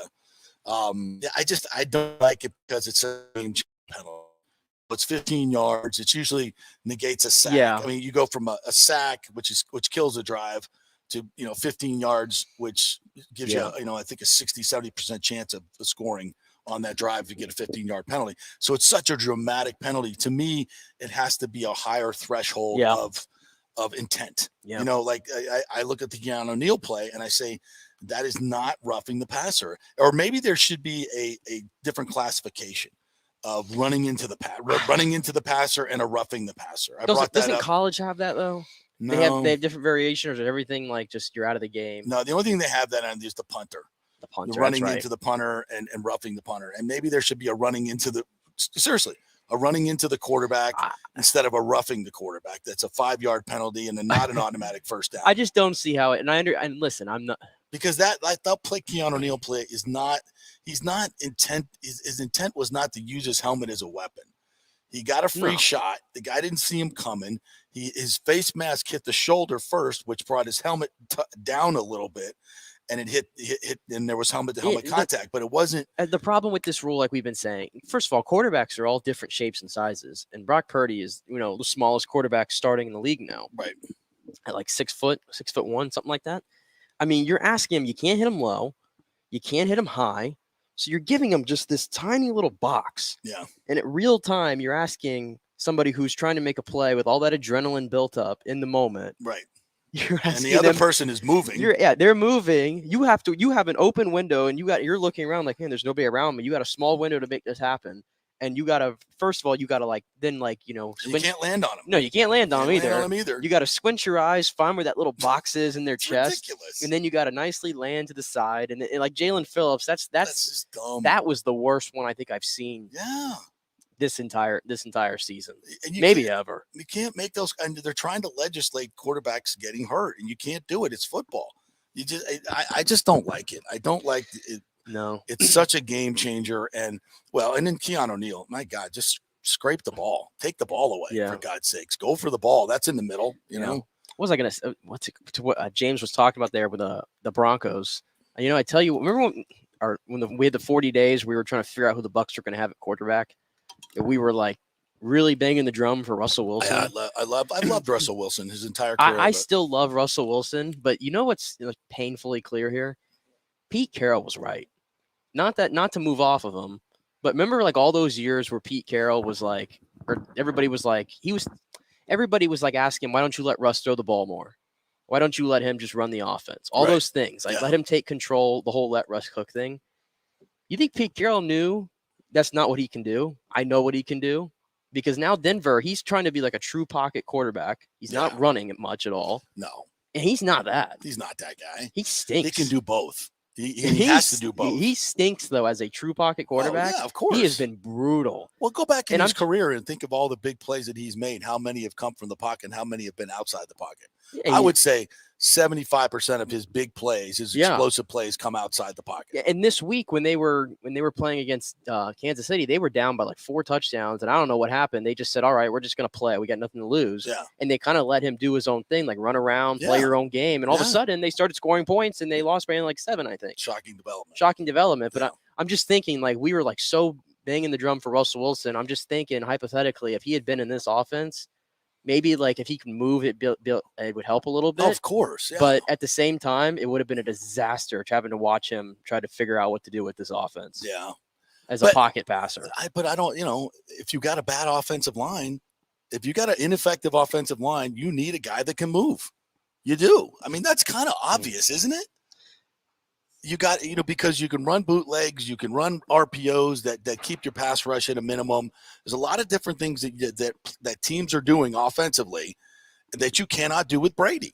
That's just a fact. And that doesn't make Brady a bad dude or a bad quarterback. It just, again, and I'll answer everything at this point of his career, everything has to be in place for him to be effective. And we can answer James's last comment here. He said this was his last comment. You could clear because again, I feel like some of the things you're saying are getting taken out of context here. Yeah.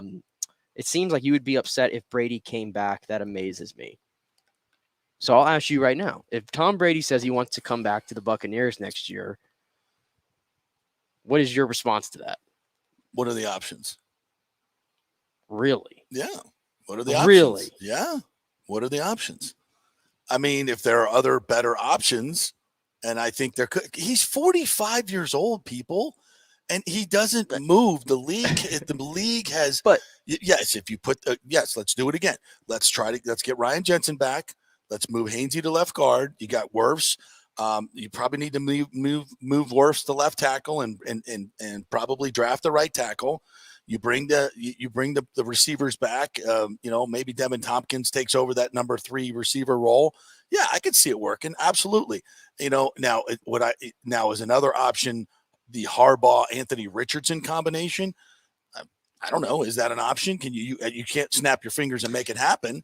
I mean, what are the other options? Most of the other options are not as good as the one with Brady. I just feel like as long as Tom Brady wants to keep playing and keep choosing this place to be at, you have to keep. I just feel like you got to keep. Is Byron going to be here? Byron's not leaving if Brady's here. I don't.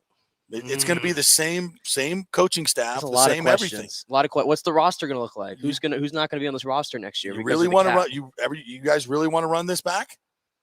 We want to run this back. We're just saying the fact that Ryan Jensen got hurt is the reason that all of this went south. No, it's part of it. There's a lot of things that are part of it, but no, it's Tom Brady. Like if he says he wants to come back to Tampa Bay for another year and run it back, and then you. Yeah, of course you do it. You do it. Of course you do it. Yeah. Yeah, because there are no other concrete options that you can say, choose A, B, C, or D. I think you keep Brady. Yeah. And here's the the likelihood is we don't win the Super Bowl.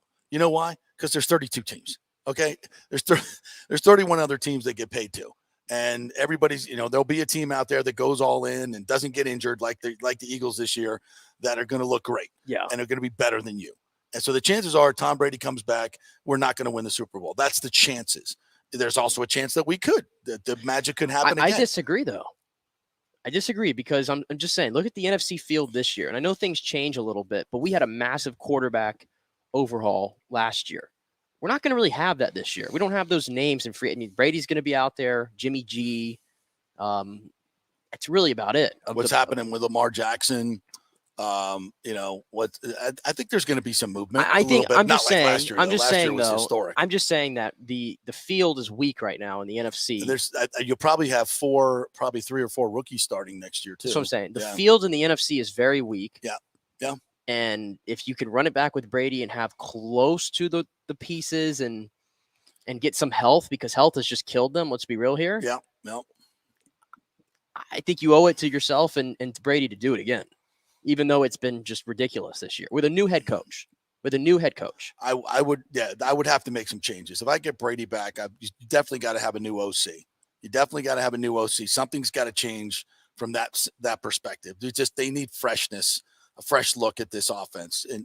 But if Brady stays, a lot of this offense is going to be the same. This is his offense. A new OC ain't bringing in an air raid offense. Okay. That's not happening. It's still going to be somebody that's going to be at the direction of Tom Brady. Nobody's going to be at the direction of Tom Brady. Everybody's going to be at the direction of Tom Brady. He's not calling plays. He's not calling plays. That's not his MO. He wants to execute the plays, not call the plays. Well, if he's the one drawing up the game plan, then those are his plays.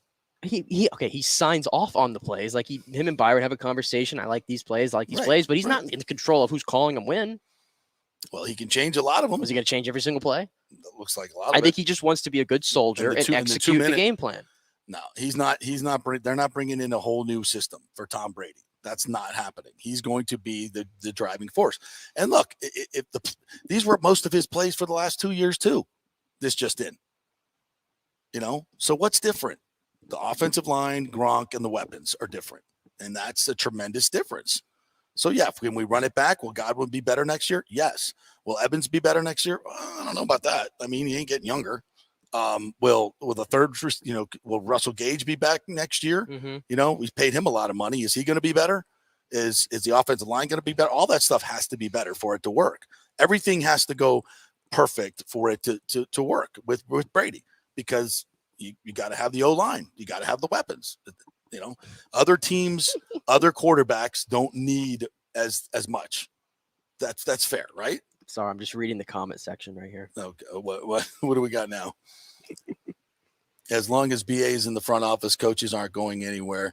Light is tied to BA, and those are BA's. Well, that's got to change. And I said that earlier this week. If Bruce Arians is a big reason why we know he's a big reason why this entire coaching staff is here. Love BA, but everybody needs from that regime just got to be flushed out. Yeah. It's got to be flushed out. Yeah. Now, James is taking exception to you vouching for Anthony Richardson. I'm not.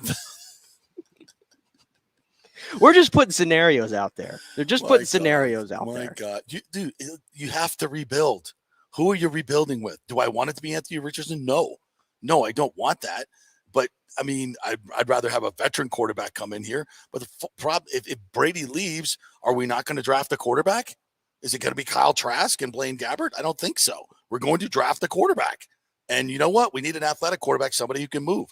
Who's going to be, if replace his name with Hendon Hooker, because that's who I'd rather have Hendon Hooker. Yeah. He can move. Yeah. He's not going to play right away. I got news for you, James. Brady's not going to play for 50 years.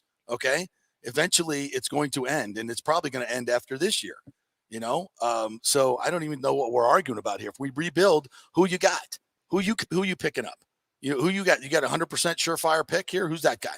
Because you'll be the first one in the history of the NFL. That's what I'm saying. That draft somebody you know exactly what's going to happen. It's really down to two scenarios at this point. Brady says you're coming back, and guess what? The band's coming back together again. Right. You're going to do what you can with the cap to see who you're going to have to lose and who you could keep, and you're going to go for one more year. That's scenario number one. Right. Scenario number two is he retires again, this time for real, or go somewhere else. And now it's a full-on rebuild. Yeah. And guess what? You're getting a quarterback I know this franchise has never had success getting a quarterback in the first round. So I'm not saying I love the option, but you're really kind of back into a corner because I got news for you.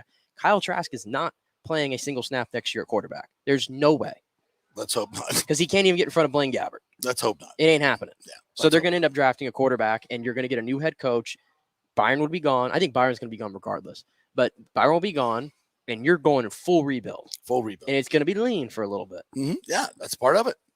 That's your two scenarios there. Yeah. And who are you going to get? You got to draft the quarterback. And you're not getting Young, and you're not getting Stroud. So guess what? You're looking at Hendon Hooker. You're looking at, I mean, I'm just saying, that's probably 4 and 5 on the quarterback.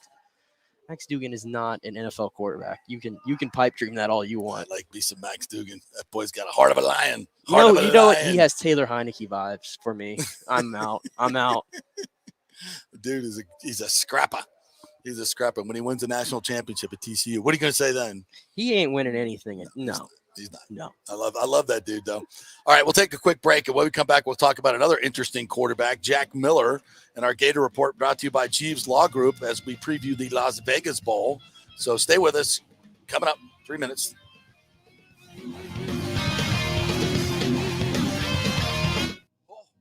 Oh, Merry Christmas. Santa Claus here for the Gold and Diamond Source. All right, it's JP. The holidays are the best time for engagements, right? And where better to get that special ring than the Gold and Diamond Source? They have the largest selection of engagement rings in the country, a jewelry superstore with 30 times the inventory of any normal jeweler. So avoid all the mall madness and the parking and all that BS and stay local, right? With the Gold and Diamond Source, Julie and Steve Weintraub are the family jewelers, and they'll treat you like family. And, of course, they do so many great things in the community. I was just at their Hands Across the Bay, a charity event. So many people stepped up to give money for these women that have been victims of domestic abuse. It is something to behold when these women come forward and talk about what Julie and Steve have done for them. And the Golden Diamond Source funds Hands Across the Bay, and so many other great companies jump in. That's what it's all about, community, right? So let's keep it local for the holidays. If you want a perfect gift for the holidays, you should check out the unique and beautiful handcrafted jewelry from the Emilique and Julieve collections that feature fashion-forward gold, diamond, and gemstone jewelry. And don't forget, for the holidays only, 3 to 5 year interest-free financing. It's a no-brainer for the holidays. It's the Golden Diamond Source, 3800 Almerton Road, always online at thegoldendiamondsource.com. Are you concerned your spouse might be cheating or want to locate a long-lost relative or love? Or a missing person and the police are not helping? An insurance adjuster who needs proof of injury. Hi, I'm Rachel D'Antonio from Tampa Bay's premier private investigation agency, Emerging Investigation. We have a proven track record of results. Local attorneys and insurance companies hire us to discover insurance fraud and crucial information in criminal cases. We can help in custody matters, and we devote a tremendous state-of-the-art technology and cutting-edge industry surveillance techniques to get you trusted results. Larger corporate agencies can be more expensive and do not offer the personal level of customer service and interaction that we pride ourselves on. We are a family-owned business. Our professional experience team includes my son, lead investigator Zach D'Antonio, a former collegiate athlete, and my daughter Emily, who leads our in-house investigations team. Don't take matters into your own hands by trying to install snooping programs on phones or GPS trackers. That can cause unneeded stress and give you inaccurate results. Go with the professionals at Emerging Investigations. We have proven results and tremendous testimonials from our satisfied customers. Call for a free consultation and we can discuss how we can help. Peace of mind is as valuable as bad news. Just go to our website, emerginginv.com, or call 813-291-FACT. That's emerginginv.com. We're Emerging Investigations. We get results in life's biggest matters. Guys, let me tell you about Bay Area Modern Medical Center. Are you experiencing low sex drive, fatigue, hot flashes, moodiness, and you just don't feel like you have the vitality you once had? You're not just getting old, it's likely low testosterone. Studies over the last 20 years show a shocking decline in younger males aged 16 to 39. Older men have seen a sharp decline as well. do something about it. Go see my friend Christopher Lugo at Bay Area Modern Medicine. Testosterone replacement is not a frivolous treatment. It takes a professional, targeted approach that focuses on total body wellness, vitality, and emotional stability. Not a one-size-fits-all approach like many clinics use. They will monitor your blood work and adjust your treatment as needed for optimal results. Call 844-977-3477 or go to BAMMC.com. Tell them JP sent you for priority scheduling. Pure sports. JP is back on. Welcome back. FanStream Sports. All right, welcome back to the JP Peterson Show. We're going to do our Gator Report here, sponsored by the Jeeves Law Group, JEEVES Law Group, who remind you some holiday travel tips out there. Be safe. You're rushing around for the holidays, and no drinking and driving. Use Lyft, use Uber. If you get a DUI, I mean, the cops are going to be out every night looking for impaired drivers. Don't need to be doing that anyway. Use the Lyft, use the Uber. You do not want to get stopped for DUI, but if you do, call the Jeeves Law Group. Weather is going to be beautiful here, so we remind you that there's going to be bikers out there, people on, pedestrians. So be careful. Those are, you're going to see more and more people, kids out of school. So be careful with that as well. They remind you about pet safety as well with the pets out there. If you have people coming to your house, make sure you mention that, you have pets there. You don't want any incidents happening there. People do get sued for pet bites. That's not good. And, they're a big sponsor. The Jeeves Law Group is a big sponsor of the Breezer, the free ride trolley, open air trolley downtown and in Ybor City. So don't forget to use that as well. If you're going to Ybor, doing a pub crawl, a Santa pub crawl or something like that, take those open air trolleys. Do not get behind the wheel when you're out doing your holiday parties. So those safety tips brought to you by the Jeeves Law Group as we do the Gator Report here. And it's going to be an interesting football game, but once again for Florida, it's more of a, what do you got next year? Like, this is like the first game, the preseason game for next season for Billy Napier, because Jack Miller is going to be your quarterback. Obviously, Anthony Richardson has declared for the NFL, and Jalen Kitna was kicked off the team for those child porn charges. So that falls to Jack Miller, who was at Ohio State and one of the top recruits in the 2019 class. And now he gets his shot. 6'3", has a cannon for an arm, was rated as one of the top prospects coming out. So this will be his first start for the Gators, and it'll be interesting to see. They still they have most of their offensive line that's playing. I don't think anybody's opted out on the offensive line, but Osiris Torrance has opted out of the game, their All-American guard. So he's out. Justin Shorter, one of his top receivers, is not playing as well. Justin Shorter to the NFL? Really? Okay. He's going to the NFL?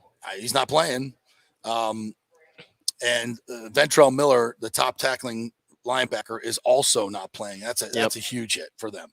So the defensive tackle Gervon Dexter announced he will be headed to the NFL, but he is going to play in the Las Vegas Bowl. He said that was never a question. So they'll have their running game with Montrell Johnson and Trevor Etienne to lean on, and a good offensive line. Problem is, Oregon State's really good on defense. They're 20th in the nation, second in the Pac-12 in rushing defense, second in the Pac-12. So they're not easy to run on. And Jonathan Smith's team got a big win over Oregon, came back, great comeback win, 38-34, scored the last 21 points of the game. So they're coming in on high. Yeah, a very quiet 9-3 team. Yeah. There. I mean, we've been talking about the resurgence of the Pac-12 and USC, UCLA. Oregon was getting all that buzz, and Oregon State goes out there and whoops their rival there at home to finally get a win over them. And I think that Jonathan Smith, he's one of the up-and-coming head coaches, so much that they gave him an extension to try to sway him to stay from one of those big teams. So this is the worst thing for Florida to me, to have all this uncertainty in this bowl game. We got a guy starting his first game who we haven't really got a chance to look at much. You got receiving core not really there. Ventrell Miller, we've seen this defense without him. Not good. It's honestly been pitiful with him and without him. I just don't like this matchup for them. I really don't like this matchup. Oregon State, again, one of those teams that has a lot of momentum going into this game, and Florida seems like they're in a weird spot where they're recruiting a lot right now and trying to keep guys invested and all that. And Billy Napier, to me, I just feel like there's a lot going on right now. Yeah, not a whole lot of focus on this bowl game. Yeah, for Jack Miller, though, this is a big game for him because this is his audition, I guess, for next year. If you go out there and you play well or you beat the 14th ranked team in the nation in a bowl game with all those pieces that we just mentioned not in there, chances are your quarterback won next year. Oh, absolutely. And, of course, the Jalen Kitna thing, which is unfortunate. I mean, that kind of has elevated him to that stat. That's given him that opportunity to go out there and do it. But he's got a lot of talent, like we said. Yeah, he can throw the football, but I don't know who he's going to be throwing to. That's the problem. And Oregon State this is a game where, you come off a big win like Oregon, you're building for the future as well. Ben Gulbranson is their quarterback. He's started since October 8th for the Beavers. So he'll be playing, and he's played well off the Pac-12 Offensive Freshman of the Year. Damian Martinez is a really, really good running back. He's expected to play. He's been banged up a little bit, but he's expected to play. Linebacker Jack Coletto, who won the 2022 Horning Award, which is given annually to college football's most versatile player. He had 23 tackles, rushed for 6 touchdowns, so he's going to be playing. But they're all Pac-12. Cornerback Rajon Wright is out due to thumb surgery. So, I think that for Oregon State, it's on the West Coast. I'm guessing they're going to bring a lot of fans. I would doubt there's going to be a lot of Gator fans there, but it is Las Vegas, right? So maybe I don't know. They might be out there at this point. They may have a nice little trip out there to Vegas. So it's 2:30 start on Saturday, and the Gators are 6.5 point underdogs. So, listen, they beat Utah the first game of the year, right? Yeah. Much different team, obviously, with Anthony Richardson, a quarterback. So, I mean, there's a reason Oregon State is favored in this one. If Florida were to win this game, that would be I think it would be a huge feather in the cap of Billy Napier. No question. Yeah, because you go down to 6-7 if you lose this game, which, I mean, the record doesn't really matter. I'm more – this game, to me, it is what it is. It's kind of like last year. It's about momentum, I guess so, seeing but some of these good young, I guess so, but I'm more to me the more important thing with Billy Napier. Obviously, I mean, yeah, you want to see the young players play well and get some experience, but I think he's more worried about what's going on the recruiting trail, and at least I am. And Florida's 8th in the nation in recruiting right now. Yeah, and has some heavy hitters that they're involved with still. So he's killing it in that aspect. I think that's more important at the moment. Yeah. And as Joe F. is a big Gator, reminds us, Miller is healthy now. He would have won the second spot this year had he been healthy. I mean, with all the credentials this kid had coming out, and highly recruited, I'm very anxious to see him play. And I think Gator fans are too when you can get a look at your quarterback like this. And you mentioned it, like Miami's, as bad as their season was, they're still having a hell of a recruiting. That team could go 0-12 and still bring in a top 20 class. Yeah, I'm so convinced. They're bringing a lot of NIL money. And Cristobal is a good, great recruiter, and he's selling these kids that they're going to come in and play because we're bad. Not a bad pitch. No, not a bad Miami. pitch. Miami still has some cachet, and I think they'll probably look to the transfer portal as well. But you look at Florida State. They're going to be playing in Orlando, Oklahoma, a team that they can beat, and they're going to and tickets. My God, have you seen the tickets for this game? I have not. No. Lower level tickets for this game are going for $500. $500 for the freaking Cheez-It Bowl. Yeah, I'm out. Yeah, no, I ain't going. I mean, but that's the kind of like Florida State is. I mean, the fan base is energized. There aren't no opt-outs. They're looking at this as this is a takeoff game for next year. And this is a team that is really, I mean, they're focused on winning the ACC next year. And I mean, look at the offense. They're bringing back next year has a chance to be. And you see the new tight end they just got. Yeah, Jaheim Bell. Yeah, so they're gonna have him there, and hell. They're going after another tight end also from a really small school, and he's deciding between FSU, Tennessee, and Auburn right now. So they're trying to bring both those guys in to have a tandem at tight end. Wow. And you're going to get Winston Wright, who apparently was the most accomplished of these transfers that came in this past year, who wasn't able to play because of the car accident. And then you have the running backs coming back. And Jordan Travis is going to be back too. They're loaded. I think it has potential to be a top 5 offense next year. Oh, yeah, which I think they were this year. They were close. Yeah, they're going to be. And the offensive line just continues to get better. They'll lose a couple, but they just continue to get better. So. They're about to lose a recruiting battle, I'll tell you that one. Oh, yeah? Yeah. Yeah, you think? I don't know. I don't know what running back wants to go to Florida State right now. It's a pretty crowded room. You're not going to play next so year. is the UCF one, but yeah, you're not going to play next year. UCF's building right now. They're building. We're building specialness. We're gonna have it. We're about to have an all Edgewater. The 5-star. We got a latest Citronaut. He's coming in soon. You see, Cedric Baxter. You take note. He's gonna pick UCF over FSU. You watch. 5-star running back. Yeah. All right. We'll see. We'll see later today. We'll see.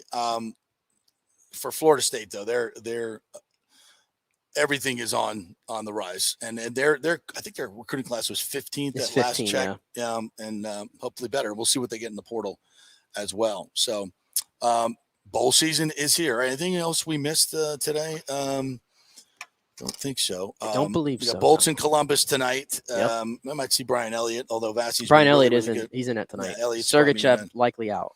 Sergey took one off the hand the other night, and he might be out for an extended period, maybe 2-3 weeks. Who knows?